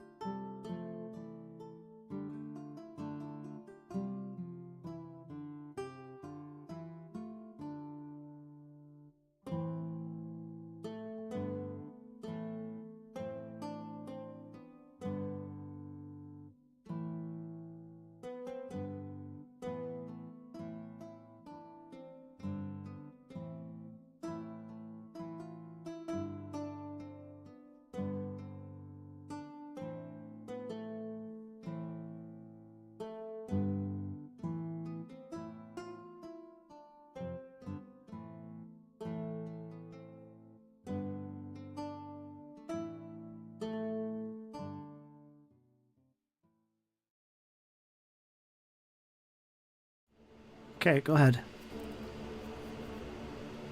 Alright, I'm muted. We are back.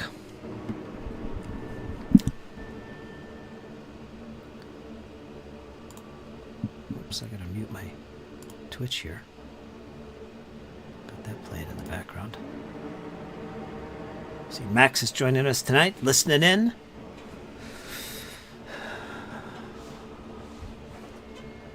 Heckling.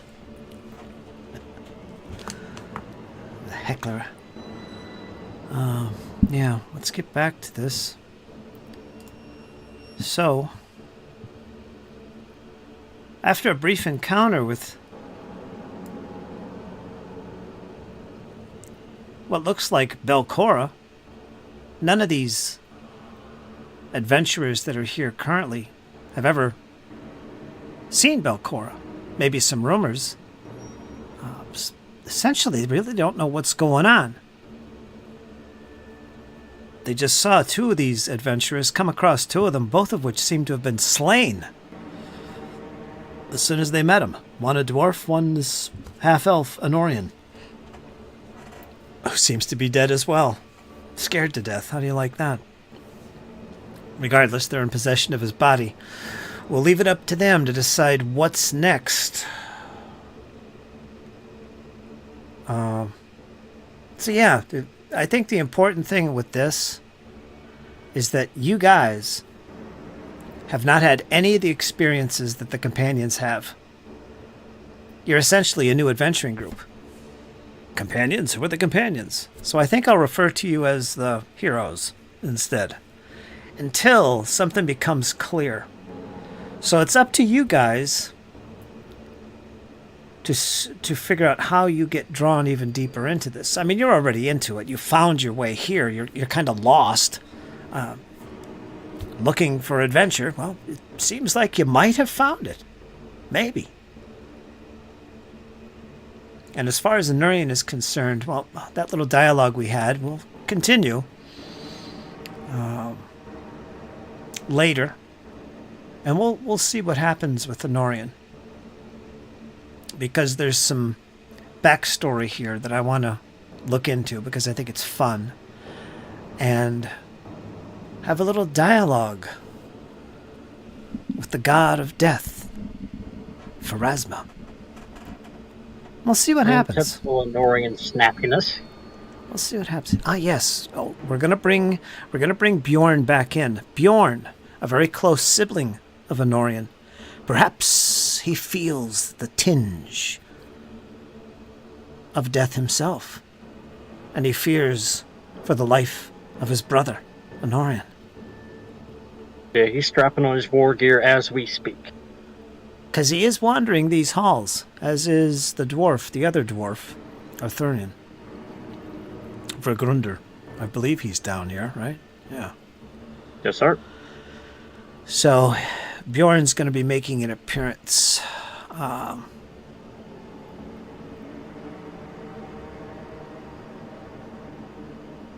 We'll bring him in pretty soon, so be ready. So, let's return to this. You guys can sort through his equipment. Got a little chest there for you to divvy up the equipment he was wearing, Anorian that is, and also the body. Make a decision of what you're going to do. You could bury him. You could take him back to the surface, to wherever that is. You guys really don't know this Artari and how to get up and out of here. So that's whole...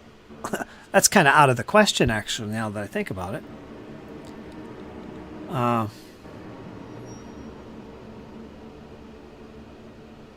Yeah, this whole place here is alien to you. So we'll bring Bjorn in as soon as we can. Okay, so let's pick up from there. What do you guys do? Aura, he looks dead. You're not sure it's worth any more time. Celine, last rites perhaps are called for.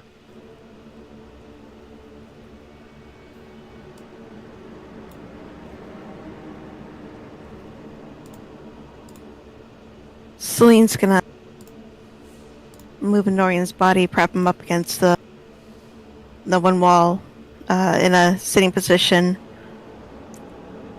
placing his hands on his lap folded, kind of looking over his body, the words kind of choking up in her throat as she's kind of trying to push off the feeling of failure in the back of her mind, as she kind of feels like she's failed as a cleric a little bit, and she tucks her wings in behind her, kind of in a saddened stance, before she takes a deep breath and gives him his last rites. Still trying to figure out what words to say, as she only knew him for not even a few moments, trying to find some kind of inspiration from her deity to see what she can perhaps say. But the words just elude her as she's looking at Honorian's body.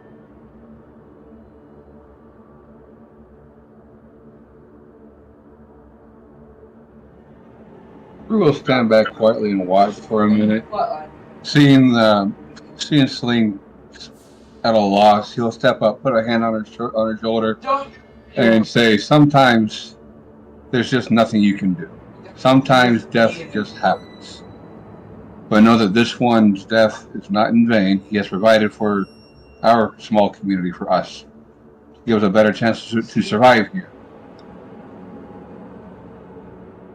Fritz, question. Would I be able to make it to the Drow Enclave to do some shopping?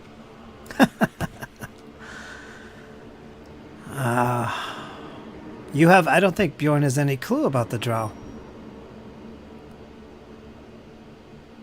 He wasn't around at that point. So any kind of agreements that were made didn't include you. I don't think he knows how to even get there.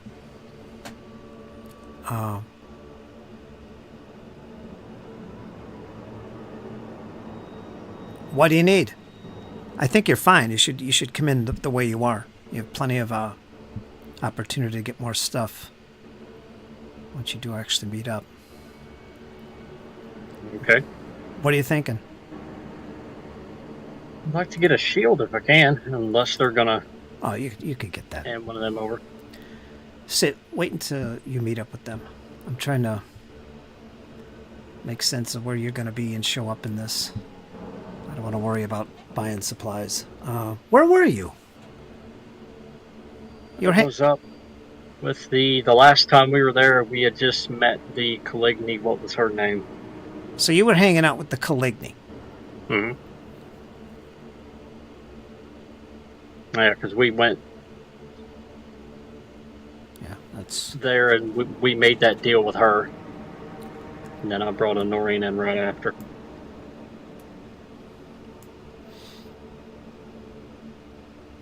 Yeah, you wouldn't have a chance to buy supplies unless you went back to Atari. If you went deeper, you'd be encountering the Drow. They'd probably kill you. But I have something else in mind. So, we'll worry about that when we get to it. Okay, where are we going? What's next? You guys all sorted? So once the rule stop, after that rule, just kind of wait till Celine's done. Once it seems like she's done, he'll take Honorian's body. He'll put it in the bedroll, wrap it up, and he'll drag it into the water to return it to the cycle. Okay.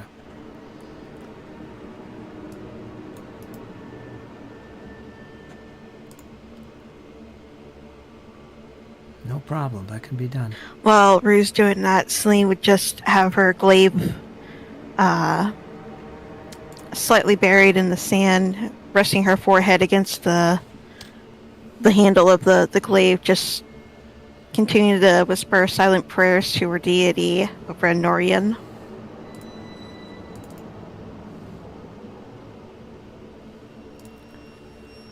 Okay, Kyle, can I take your Anorian off the map?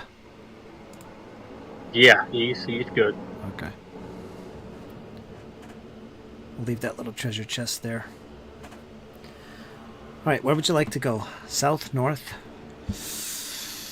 Any changes to marching? Or... not marching order, but... exploration activities? Aura, you're leading the way.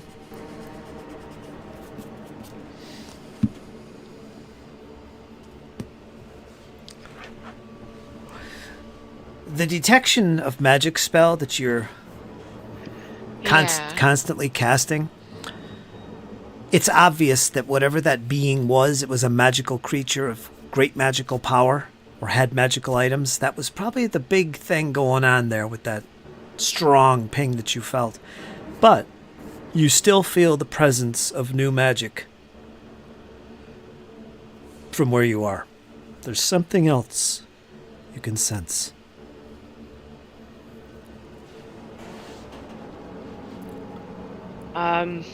Yeah, she's gonna ignore it. Of course. But she'll let the others know, despite that creature, that apparition, now that it's gone, I still feel this magic in the air, something resonating. If that makes sense to any of you, feel free to investigate, but I'm ready to get out of here, move further. I think Honorian mentioned something further. She's kind of like looking around, completely lost. He was leading the way. She just knows that we were heading south, and that's the direction he was leading. And then Aura brings up the fact that there's a boat up top.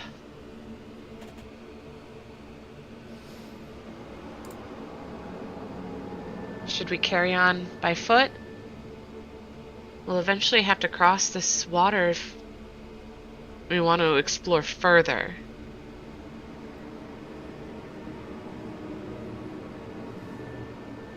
This magic, is it something you think we should be worried about?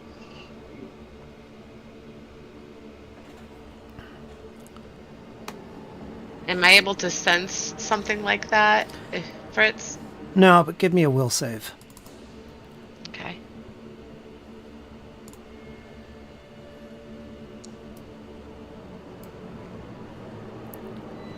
Rue, you know me. I can detect it, but when it really comes down to it, I don't know a whole lot about magic. I just know where it, I know the aura, and I know to avoid it. And as you say these words, you start to fumble your words. In fact, you're not speaking as clearly. And Rue, you pick up on this right away.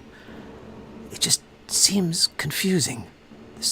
This why are we here? What's going on? You're not even sure who your friends are at this point. And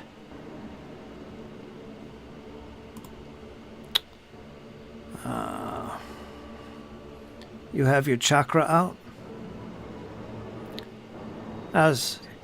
Yeah, my chakrams, yeah. Is this a missile weapon, or can be used in melee, or what? It says throne, but I don't know if I have the up-to-date description of throne as like the throne trait. But it says you can throw this weapon as a ranged attack, and it is a ranged weapon when thrown. Okay. So you've got one of them out in your hand? Yeah. Alright, you immediately reach down to your scimitar with the other hand. Schling! And you draw it. It's very audible. Everybody hears this. And you start looking confused and crazy in the eyes, looking left and right, and you turn to your companions, breathing heavy. We're going to leave it at that. Now, what are the rest of you going to do? Rue? Well, Rue hears the weapon being drawn. He immediately turns to look for a threat. Not seeing one, he'll start looking at Aura kind of curiously. What is it? What do you see? What's wrong? Okay, I'm going to have Aura make a die roll. Before that, he'll draw his scimitar as well, just out of reaction. You're elf, right? Aura? Yes, I'm an elf. A seer elf? Yes. Perfect. Before you're overwhelmed with this confusion of the mind, I want you to make a perception check. Blind. Let me see. Ooh. It's not going to be easy. Okay.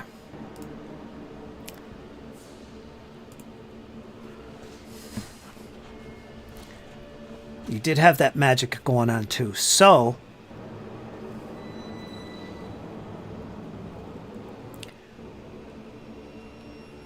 I'm going to give you a couple clues, Aura, and I'm going to leave it to you to react to these to your friends, if you react at all.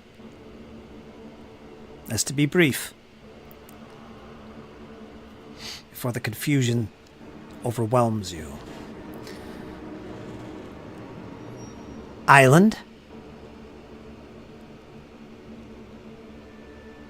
crystal, lens.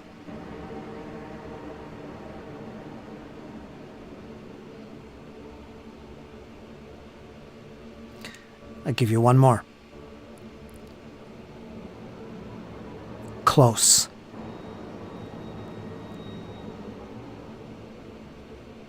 Now, as briefly as possible, with those clues, what do you exclaim to your friends, if anything at all?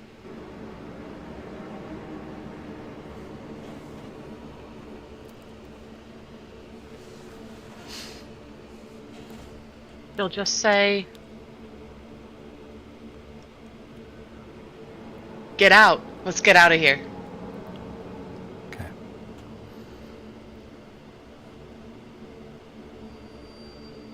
Okay, Rue. I don't feel right. Something's wrong.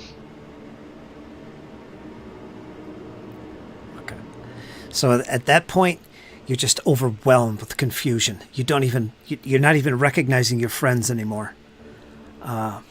I need to know your next move, Rue and Celine.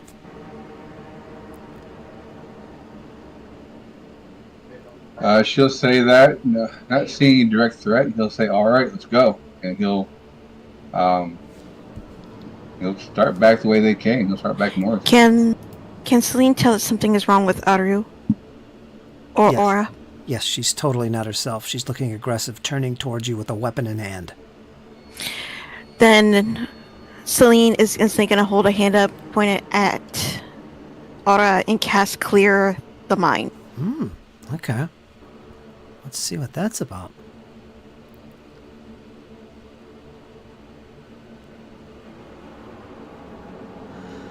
You drive mental contamination from the target's mind. Attempt to counteract an effect of your choice, imposing one of these conditions on the target.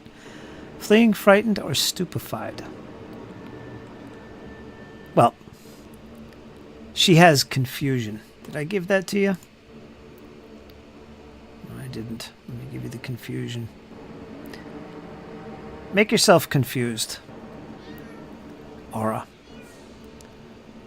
Heightened to 4th level, add confused. This is level 2, so... yeah. She definitely looks confused. You can sense that. But your spell does not have the power to clear such obstructions to her mind. So you didn't cast it.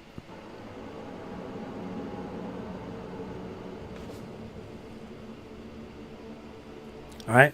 Is there anything else you want to attempt? Me? Um, Anyone else?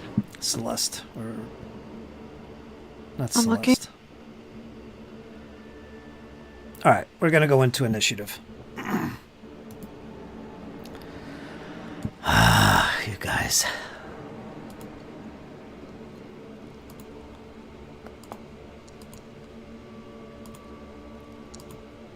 Okay.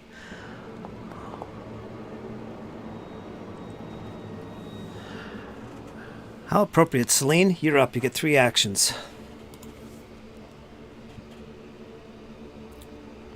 It's up to you what to do. But you're going to react here right away. You're not sure what's going on until Aura gets her turn. So what do you do?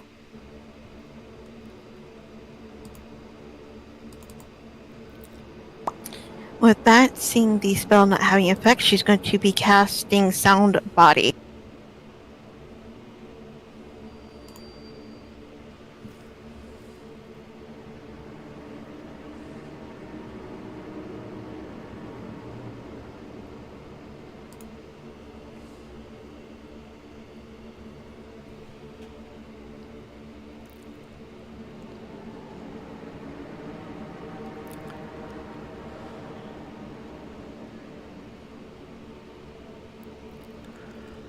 There's no confusion in there.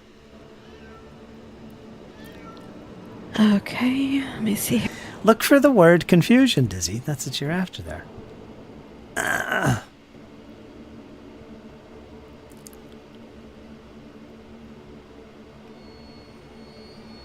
All right, you want to go on, what is it called, where I make you invisible in the initiative and you jump in where you want? What is that called? Delay. Delay. Delay. You want to delay? Until you figure it Delay. out? All right. Let's go to Rue. You're up. Rude doesn't know what's going on here. He's just moving back north, so he will walk right by both of them. Okay. As soon as you get here, Aura attacks with her attack of opportunity, which I assume she has. With her scimitar, go ahead and make your attack. Mobility, I don't trigger that. What do you have? Mobility. Put that in the chat. You guys and your feats. You move without leaving an opening. When you stride and move half your speed or less, were you moving your full speed? I assume you were going to move your full movement rate. Well, I guess that would apply. That would be 20 feet right there, so never mind. You get it. Okay. So go ahead and resolve your attack of opportunity as you lash at him. Aura.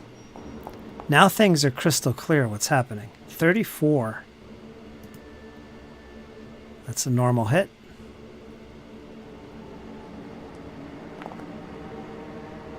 $14 damage. That'll also cause me to rage. Yes. Wounded rage. You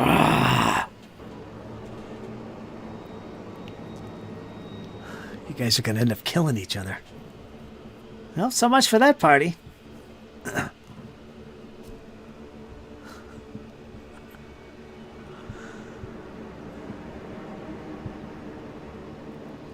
Oh, hold on, I gotta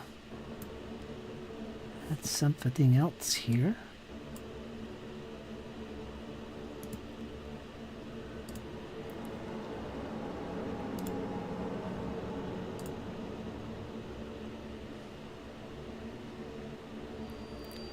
Okay.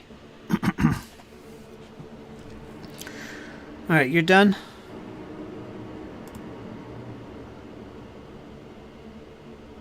Okay, Aura, you're next.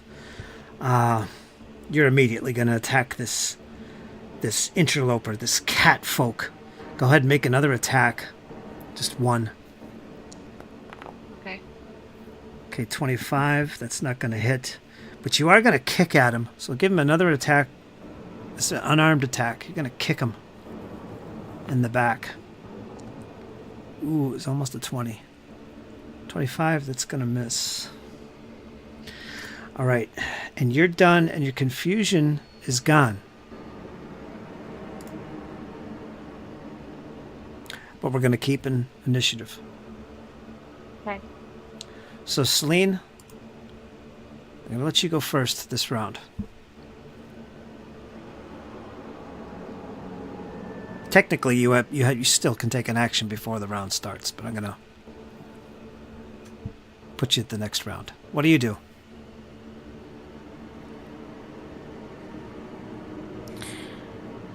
Watching Aura and Rue fighting, can she still see that Aura is under the effects of something?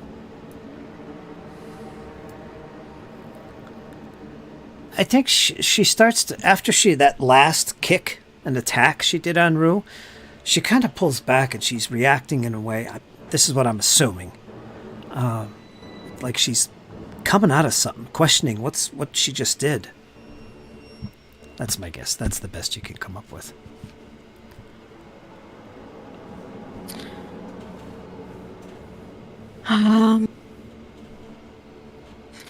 She'll move forward, reach out, grab a hold of Aura, and try and yank her back away from Rue, trying to see if she can shake some sense into her. Strike her across the face. Psh. Yeah? Hey, we've all had to do it once. Or twice. Yep. She brings a hand back and she just smacks as hard as she can. Oh. Okay. Go ahead and make an attack roll then. If you're going to do it as hard as you can. This is like an attack. She's trying to knock common sense to this woman. No holds barred. Let's see if her combat instincts defends herself.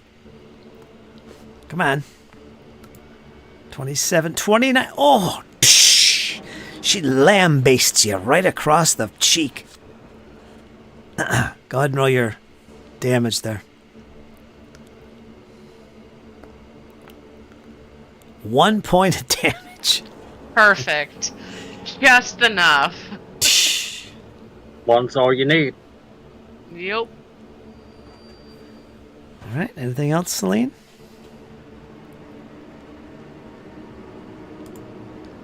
She orders Rue to back off. Okay.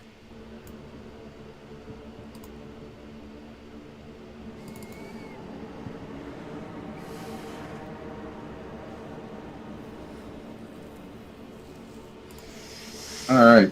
So I missed my introduction. Let me back this up a step. When Aura strikes him, he'll roar out in pain, and suddenly his body is engulfed with a vortex of fire as he rages. It's not mindless rage, so he still knows who his companions are. Not understanding why she struck at him, why she did it, he'll turn and he'll literally just punch her in the head. Okay, before that is resolved, suddenly you hear this screeching noise coming from the island, close to where you are, with all the crystals.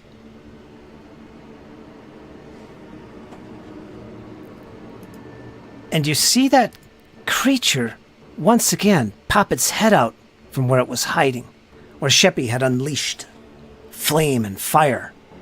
It's been watching you. You can tell. And this shriek is very unsettling.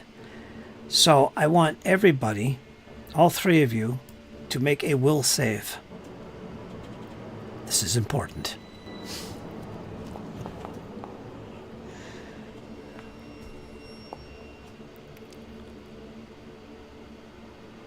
All right, Aura, you did the best. Celine, you were pretty close. Rue, you failed miserably. Does anyone want to use a hero point? Don't have any. Don't think I have any. All right. I rolled privately, but did I fail? Let me reveal that. Okay, I'll keep 30.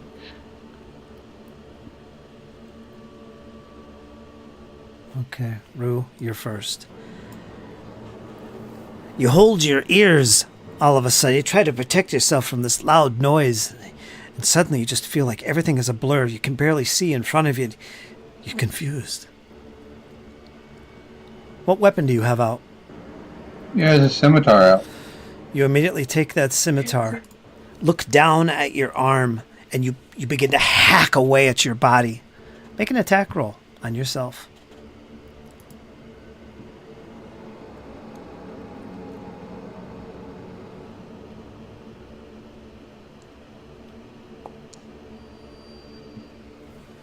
Okay, roll damage. Ah! 18 points of damage on you. And this is where it's revealed that his left arm is actually a prosthetic. Ah, I saw that. I was wondering what you were going to do with that. Not anymore, as it falls to the ground, broken. Yeah, the 10 points. And he hacks into it, and no blood shows, but it's obviously been chopped into.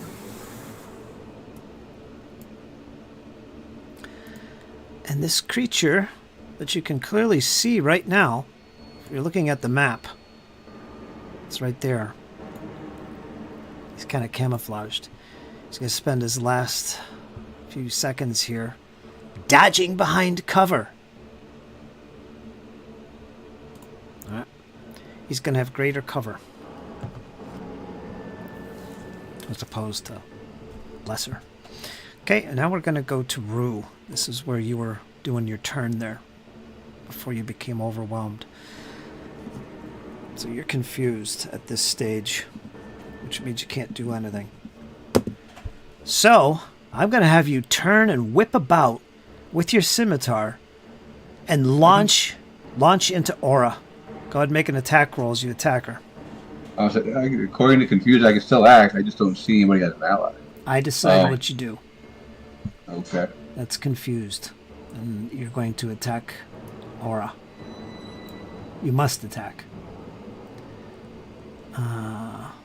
Also, let me hand out some more confusion. Is this a second attack, or is this back to the first attack? Alright, so if you want to talk meta here, as soon as you failed the roll, you make an immediate attack. So it wasn't during your turn that you made that attack. This creature goes before you. So it took its action, which was that wailing sound, and forced everybody to make a savings throw. You critically failed.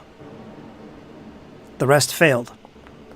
So now his turn is done. He hid. Now we're going to go to you in the initiative order. So you being confused, I decide what you do, and that's to turn and attack the elf who just attacked you.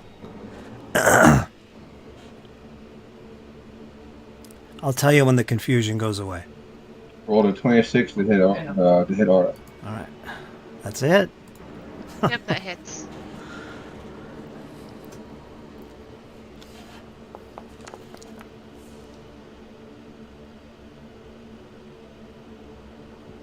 Or 3, 6 of it's fire.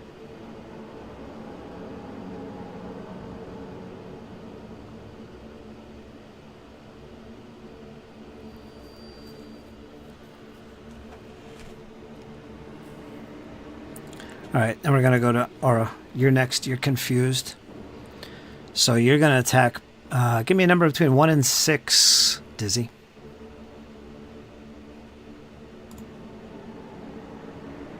Three. Aura's going to attack you. So go ahead and make an attack roll on Celine.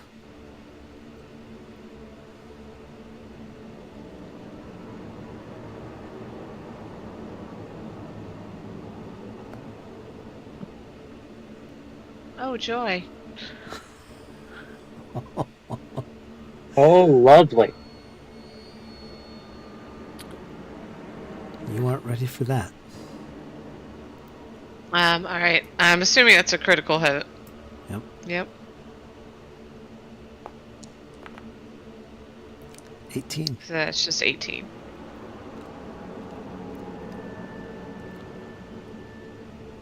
Okay, Aura, your confusion is gone. I'm going to go to Celine.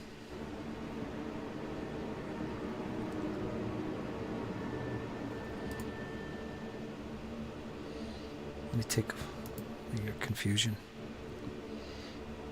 So your confusion went at the end of your turn.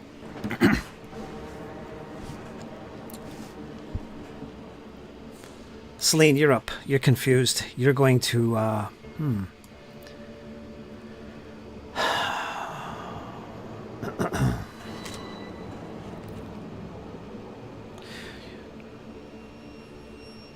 you have any offensive cantrips? Shouldn't be that cruel. The target is determined randomly by the GM. If you have no other valuable targets, you automatically hit yourself. When damaged by an attack or spell, you can attempt a DC 11 flat check to end this condition, which didn't happen for you, Rue. You did attack Celine. Celine was attacked and injured. You can make a DC 11 flat check to see if your confusion goes away. So roll that right now. DC 11.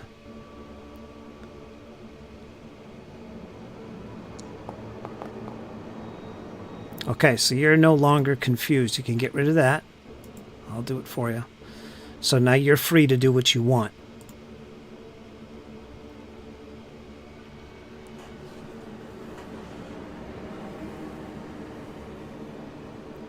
And you said that the creature on the island is visible, right?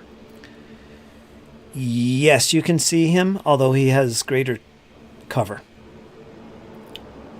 So he's going to have an armor class bonus of +4. He's a big old bird without wings.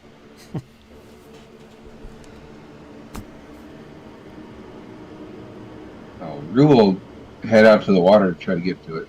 Celine, you're up.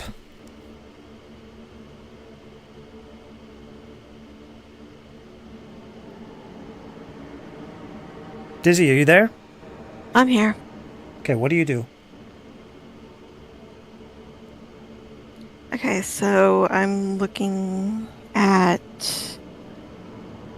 Celine. It doesn't look like she's confused anymore.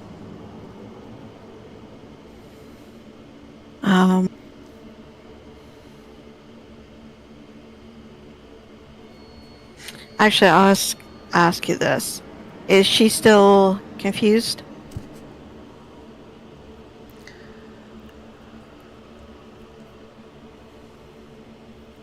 Because when it got to my turn, the confusion went away. It's hard to tell. Your confusion just went away. She attacked you. How do you reply?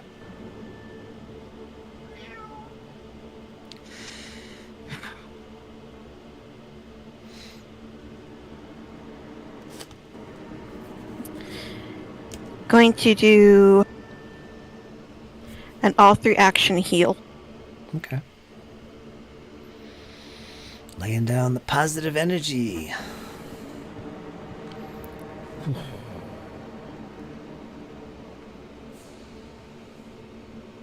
"30-foot emanation." Let's see if that reaches. Nope. Okay. Alright, roll your dice.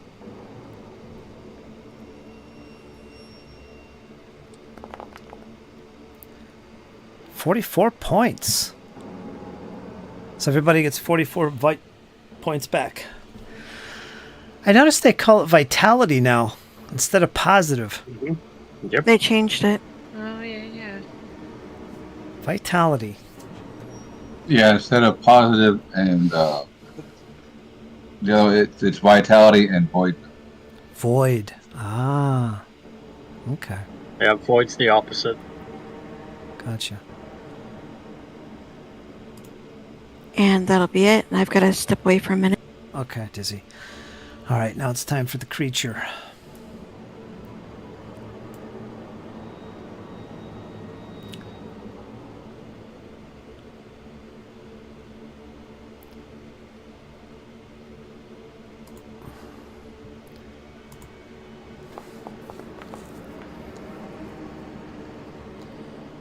Okay, let's see here. Celine. Aura. 27. Rue. 24. Yeah. This big creature, you see where he is? For a moment, he goes out of sight. But then you see him skulking slowly across the island. Like as if it's stealthily sneaking. But you all clearly see him. He's still going to have a +4 cover, but you see where he is. He failed his stealth roll against your mighty, awesome perception DCs. He's done. Then it comes to Rue. Let me see. Rue. Let's put one round.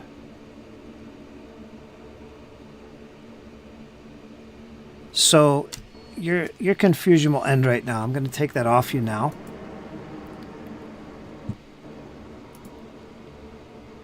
Okay, so you can attack. You can function normally right now. So what do you want to do? My rage back because I'm still raging.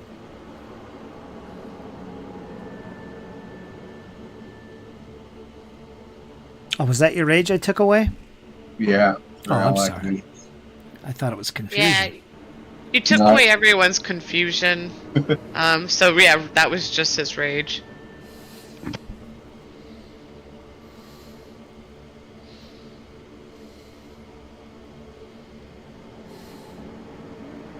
So Rue is going to swim. Swim over to the island if that's what he's got to do. But he's going to move to that island to get this bird.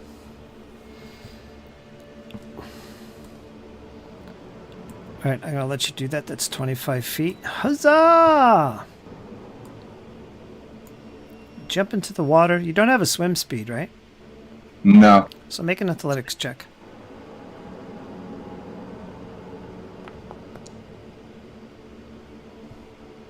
Okay, you have 2 actions. You reach the other side. I'm going to subtract an action to climb up on the edges. This isn't a nice flat coastline. It's very rocky. So it'll take an action to pull yourself up. It's not a big deal. No athletics check. You get up there. So you got 1 action to do what you want with. All right, because actually I do have a climb speed. Climb up. That's right. So no athletics check. So what do? You got 1 action. He would move. He would move into melee range, and if possible, just make an attack on it.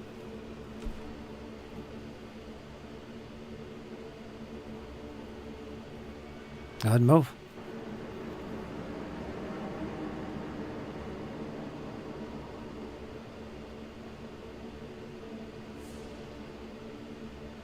It's not. Are you stuck on a wall? Apparently, yeah. There you go. All right, you're done. Aura, you're next.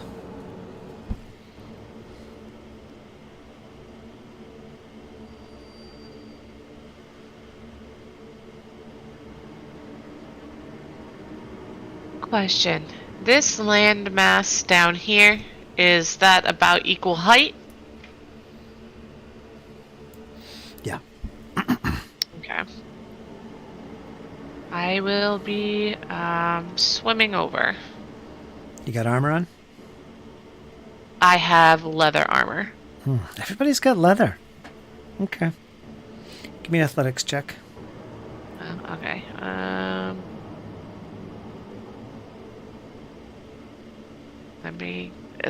There we go. Sploosh. I'm back.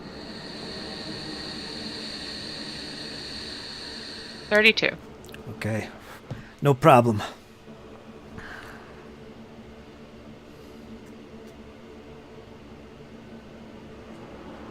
There we go.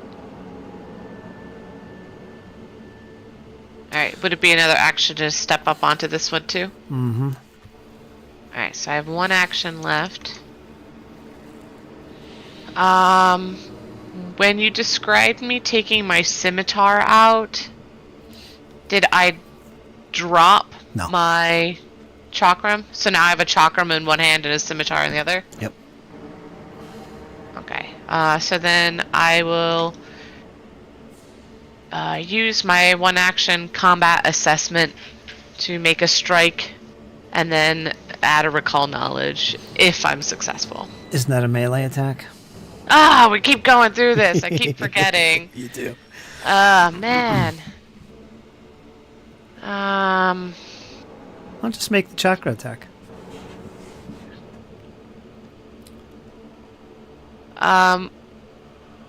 Rue, you hit the creature, right? No, he didn't hit. No? Okay. You didn't make an attack? No, alright. Not yet. Alright, then I'll just make my regular strike here.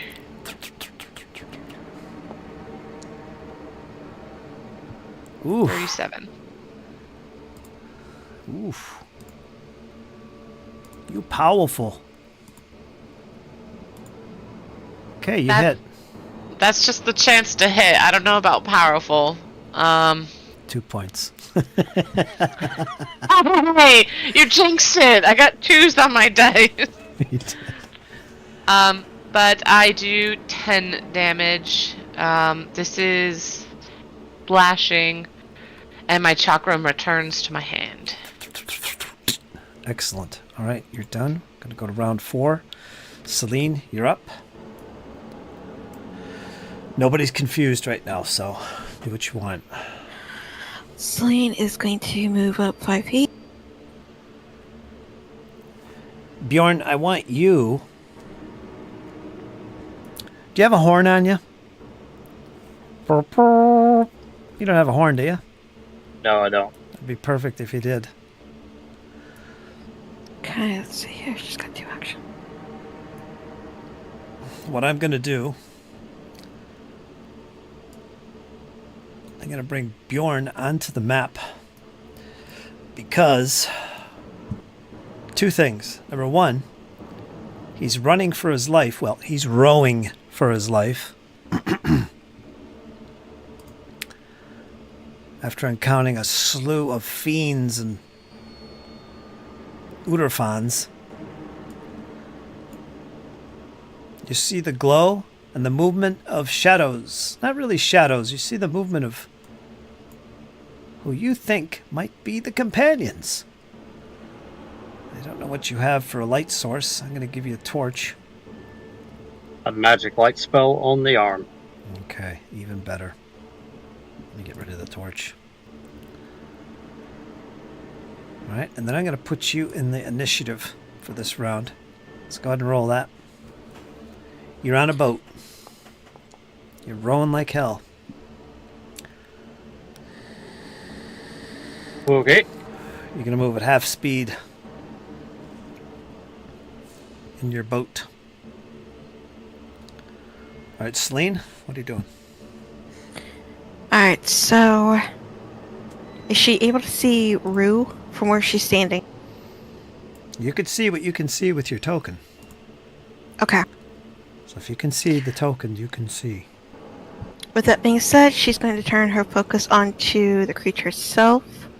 She's going to raise a hand once more, and as she raises a hand, you start to see this vibrant hue of a golden light start to form in her hand.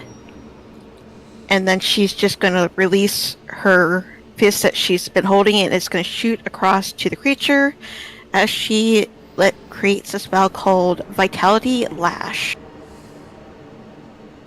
Excellent description. Give yourself a hero point. Alright, it's 2 actions.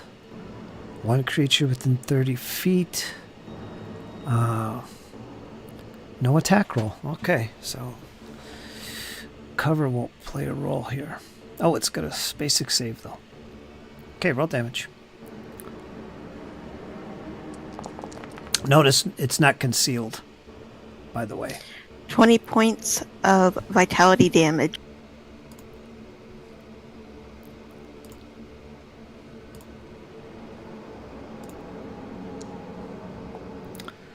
And it succeeds, so it'll take half damage. So that's 10 points. Excellent. Make sure Bjorn has a hero point. Got it. All right, creature's turn. All right, it sees you coming up the island, climbing up the rocks, getting right in its face. And it's going to attempt to hit you with its beak. This big old giant bird-like creature, although it doesn't seem to have wings. It's a nasty-looking thing. It gets a 39. 36. That's a critical hit. And cat folk. 36 points of piercing, including deadly D12. So yeah, you got hammered there. 36 piercing. As it pecks you, and it hurts. And then it's going to step. And then it's going to strike again. Ooh, 24. So it missed. Okay, next we're going to go to Rue.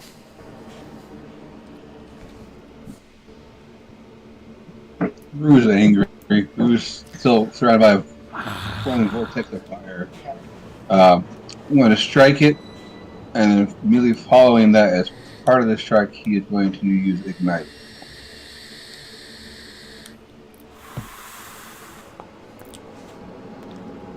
Ugh. Critical miss. Ouch.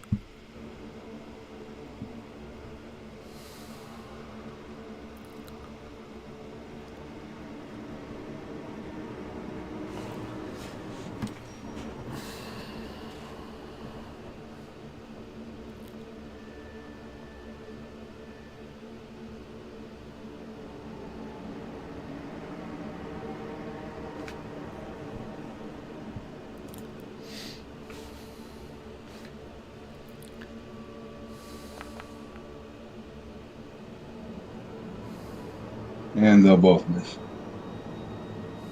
So how does this work? You attacked with the scimitar, and was this... It was a melee type attack. Are these separate actions altogether? Yeah. Oh, The okay. Scimitar is a 1-round action, and the initial is a 2-round. All right. Or 2 action. Okay. All right. Aura, you're up. Would I be able to leap onto this one? Okay, athletics check. Do I need to leap? Do I need to roll an athletics for a leap? If it's a certain distance, I'm going to let you have the minimum required to do it, which is 10-foot run-up. And what's your speed? 35.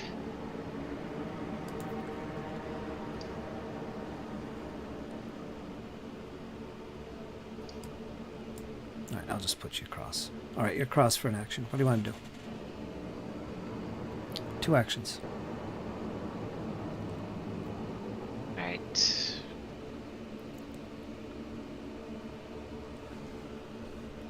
I'll spend a second action to get to the other side to flank it. And with the scimitar, now I'll do the combat assessment with my melee strike. Okay, 1 second. It's going to react to your strike. Okay. It's got what's called the hop dodge. Is this before or after I make my roll? The Cthulhu is the target. The trigger is the Cthulhu is the target of a melee strike and is adjacent to another enemy that is also within reach of the melee strike. Oh, my enemy. Let me read that again. Rue isn't within my melee range. Curses! And is adjacent to another enemy that is also within the reach of the melee strike. The reach of the melee strike. Are they saying if Rue is within striking distance of you? Yeah, I think if Rue was like here or here. Yeah, because if we read the effect, it makes sense. The Cthulhu nimbly hops aside, redirecting the triggering strike against the adjacent enemy. So, yeah, you would have to be able to reach him. So, my bad. My bad. I can't use my reaction. Darn it. Alright, I'm gonna roll my dice. Unless you got reach. I do not. Darn it. Why did you take reach? Go ahead. Darn. Oh, my God. I do have a hero point. You do. You needed a 33. Oh, yeah, sure, I'll do it.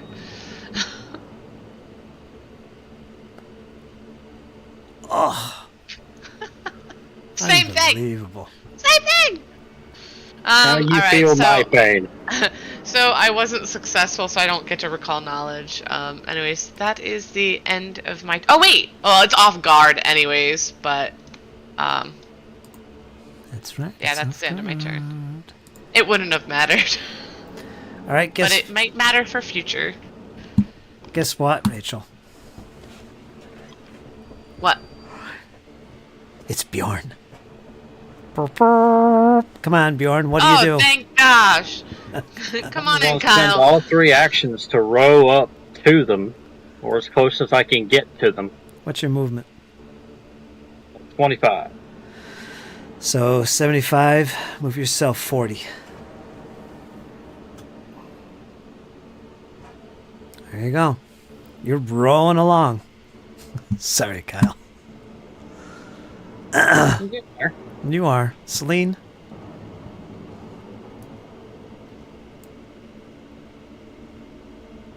Celine? Alright. So, with that being said, seeing the creature now in full range of her, she is going to cast what seems to be a glowing glaive-like spear, aim at the creature, and then she's going to cast Divine Lance.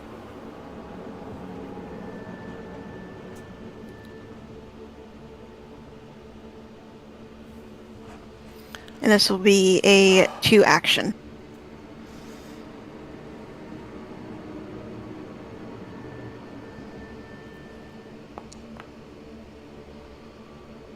You hit.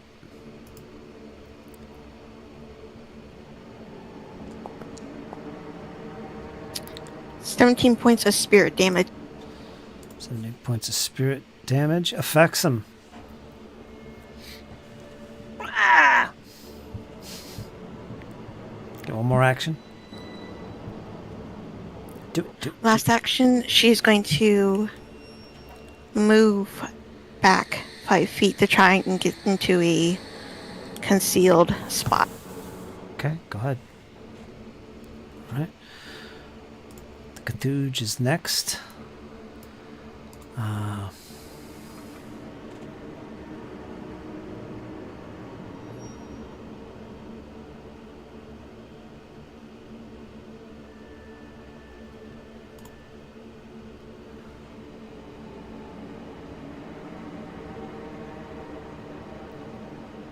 it. All right, it's going to do a step.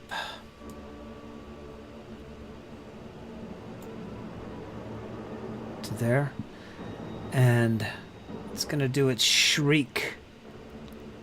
The shriek of confusion. Not to be confused with the staccato strike.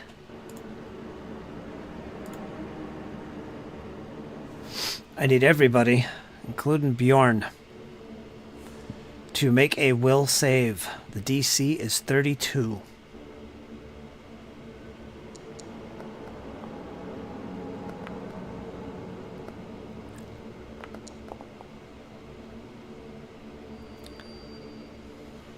I'm gonna hero point that.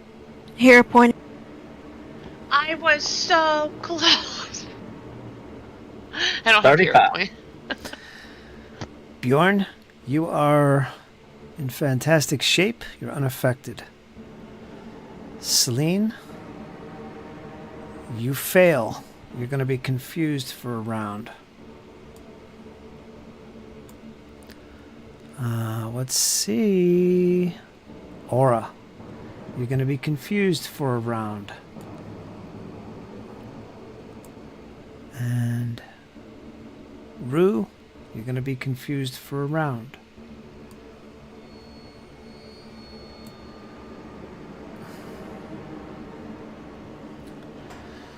Alright.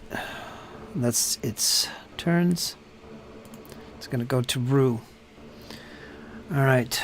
You'll take your confusion away as soon as I do this. What's your weapon? Make an attack roll as you attempt to stab yourself. Oof.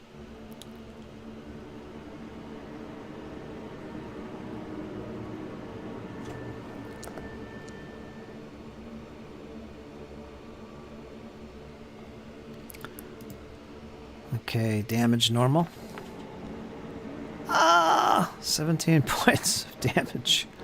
Crazy. Actually, I take 11 because of the 6 fire I'm immune to. Okay.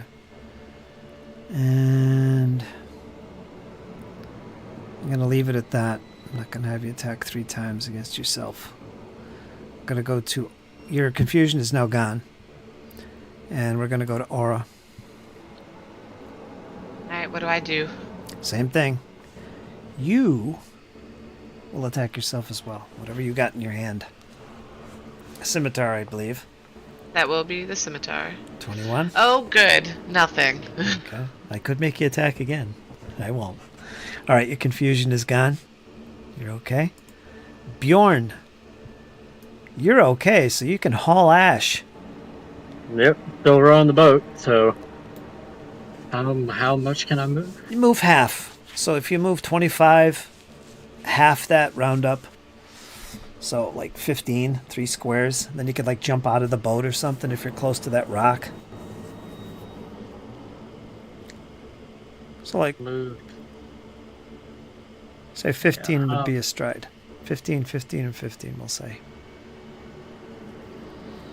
Okay, yeah, I'll make that. Okay, so you got one Get action. to about there. That would be 2, and then I'm going to yell out to these people I see on this island. Get in a boat if you want to live. You got one more action. I'll let you do that for free. Okay, and we'll do battle prayer on the creature.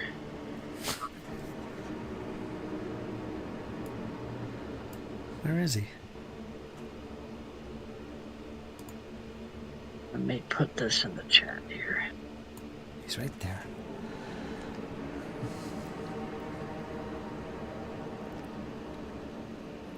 Been a minute since I've done this one. I need to roll a religion against the will DC of the creature. You need a 28. Not good enough. Okay. Nothing. No effect. Okay. Celine.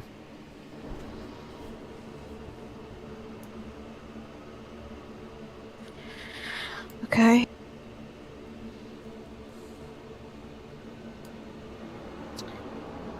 Let's see here.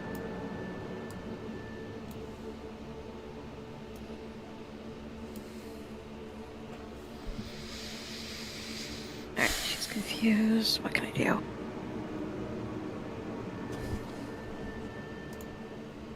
Oh, your confusion sets in. Okay, you're Yeah. gonna cast.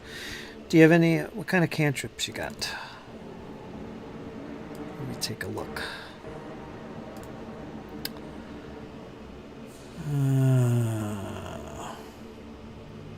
Detect magic. That's all you got? Oh no.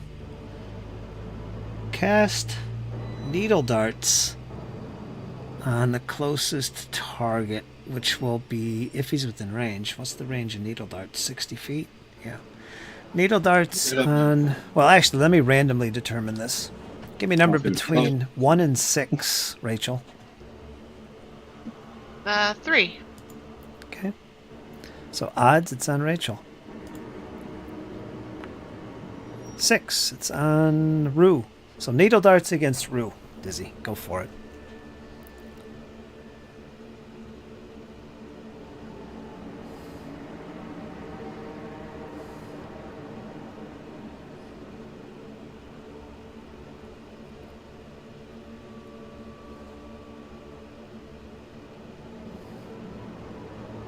20. Nope.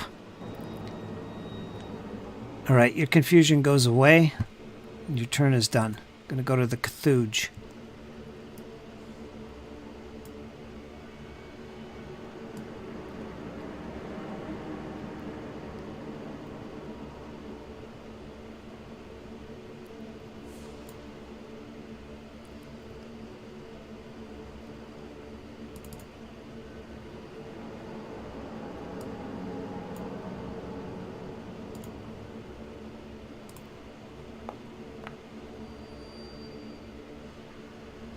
$35 against the elf. That's a hit.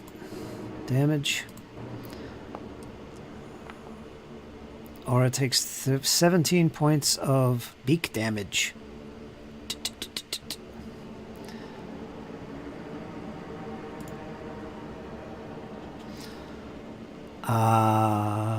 Yeah. Moved. Beak attack. It's going to do it again.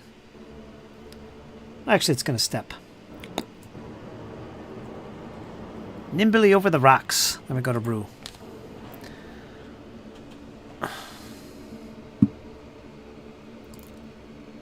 Your confusion is gone, Dizzy. Take it off your token.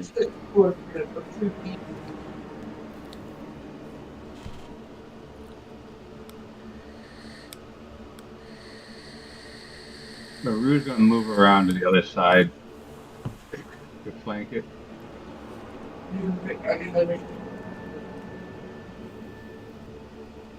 What's your movement? 25?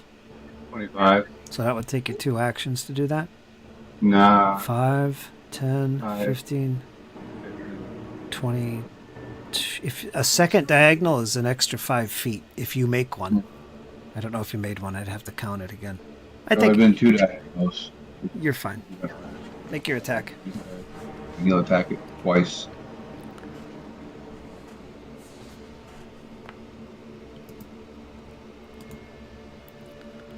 Oh, yeah, you missed. I have to make it off guard here. It's not going to matter. And I missed both times. Does it automate being off guard? No, it didn't before. Okay. Is Rue done? Rue is done. Okay, Aura, you're up. Got it flanked. It's vulnerable. Now's the time. Alright, I might as well keep doing this until I actually succeed in my attack to recall knowledge. It's got to work. Come on. Alright, with my scimitar. Yes. 35, yes. That's a hit. 11 damage with my poor roll. But now I get to make a recall knowledge check. That's going to be nature or arcana.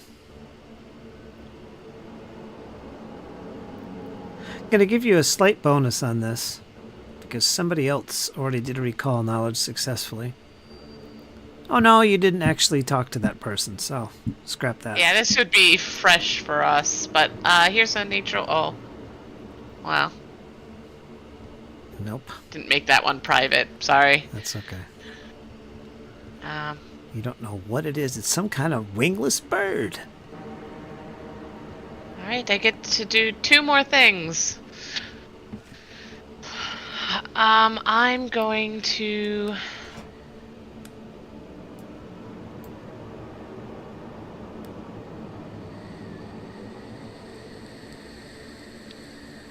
Do I take it out or... Get ready, Bjorn. You're up next. I will sheathe my chakram as an action. And then with my scimitar make a second attack. Swap? No. Not a swap, just a put my other one away, so that way I had a free hand. But nope, nada. Critical miss. All right, Bjorn, you're up. I'm gonna row up to this island and see if I can jump out the boat and move up. Okay, 1 action to move, 1 action to climb out of the boat and up on top. And you got 1 action left.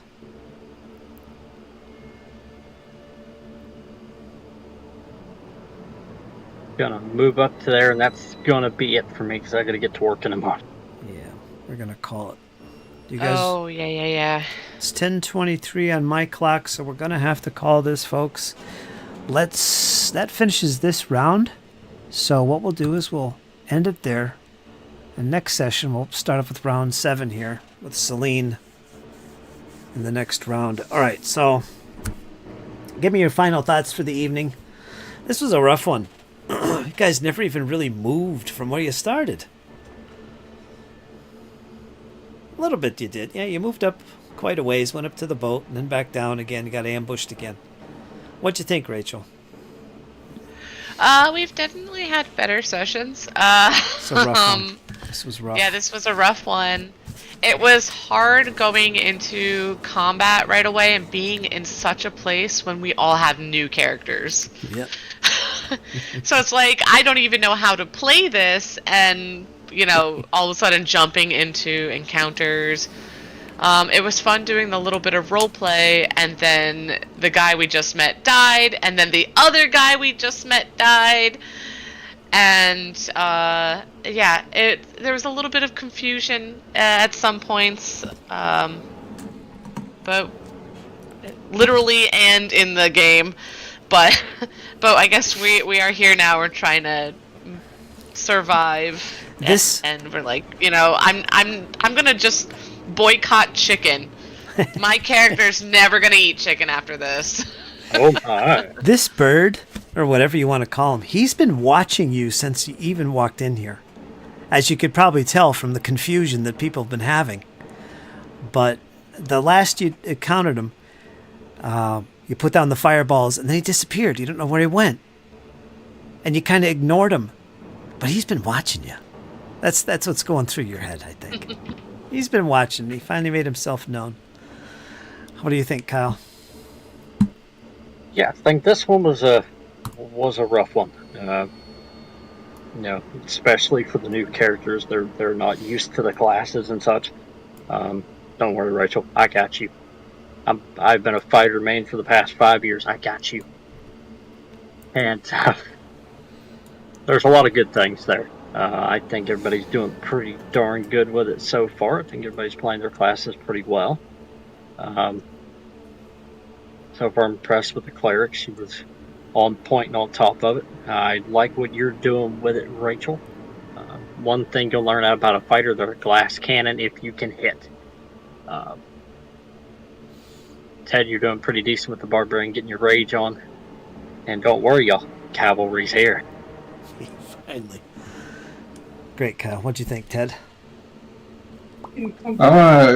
Just agree with what's been said. This for bringing new characters in, this is kind of a rough one.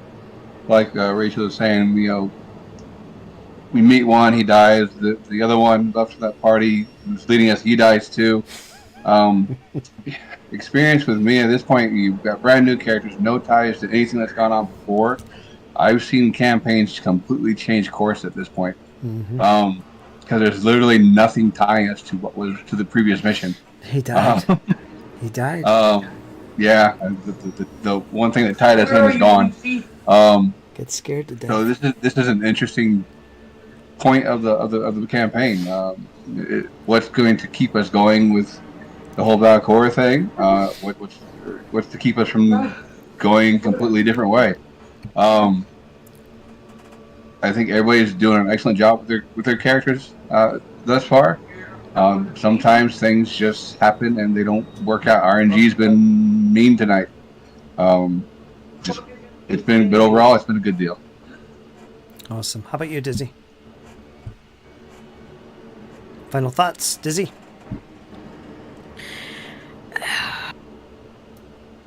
I'm not gonna lie, tonight's been rough on the healer.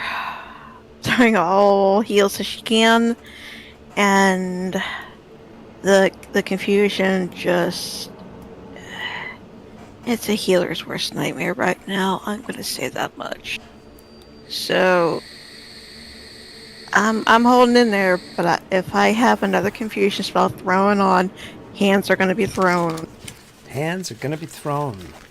You heard it here first, folks. Hands are getting ready to be thrown. We'll see if that happens. This is great. This is fantastic because it does give us a chance to take it in a new direction and see what happens. Now, of course, this won't have any effect on the campaign or the AP because there is only one way to go as far as that's concerned. But we got a new approach to things. So it'll be interesting to see how that comes into play. Bjorn, you're coming in to save the day. You'll be a nice little link with the companions. That's good. Yep. It's On just the old hat. It's unfortunate and just that Enorian was literally scared to death by his nemesis, the Gug. He literally... Motherfucking got me in the end. He got you in the end. But that's great. It's all good.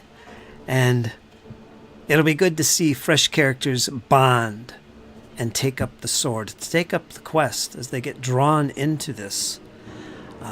Keep in mind, you guys have no clue about the lens. Now, Bjorn, I think you do. You know about the lenses and how that plays a role. Yes, Now, he does. One more thing is I know that Cypher, before she disappeared somewhere, did have some little impact on things here in the group. But that's something only Aura knows about.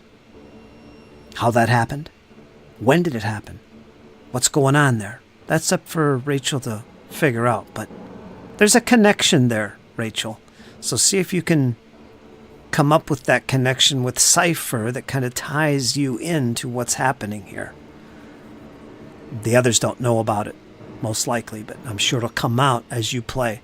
So, yeah, Aura's character is actually pretty important as well to what's going to happen next and where this group goes next. So with that in mind, folks, we're going to call it here. It was a great session. 104 is next week, most likely. Yes, we're going to play again next week. Jesse should be here for the action. Good fun as always. So we're going to see you guys next time. Hang in there. It's only going to get better. Take care, folks.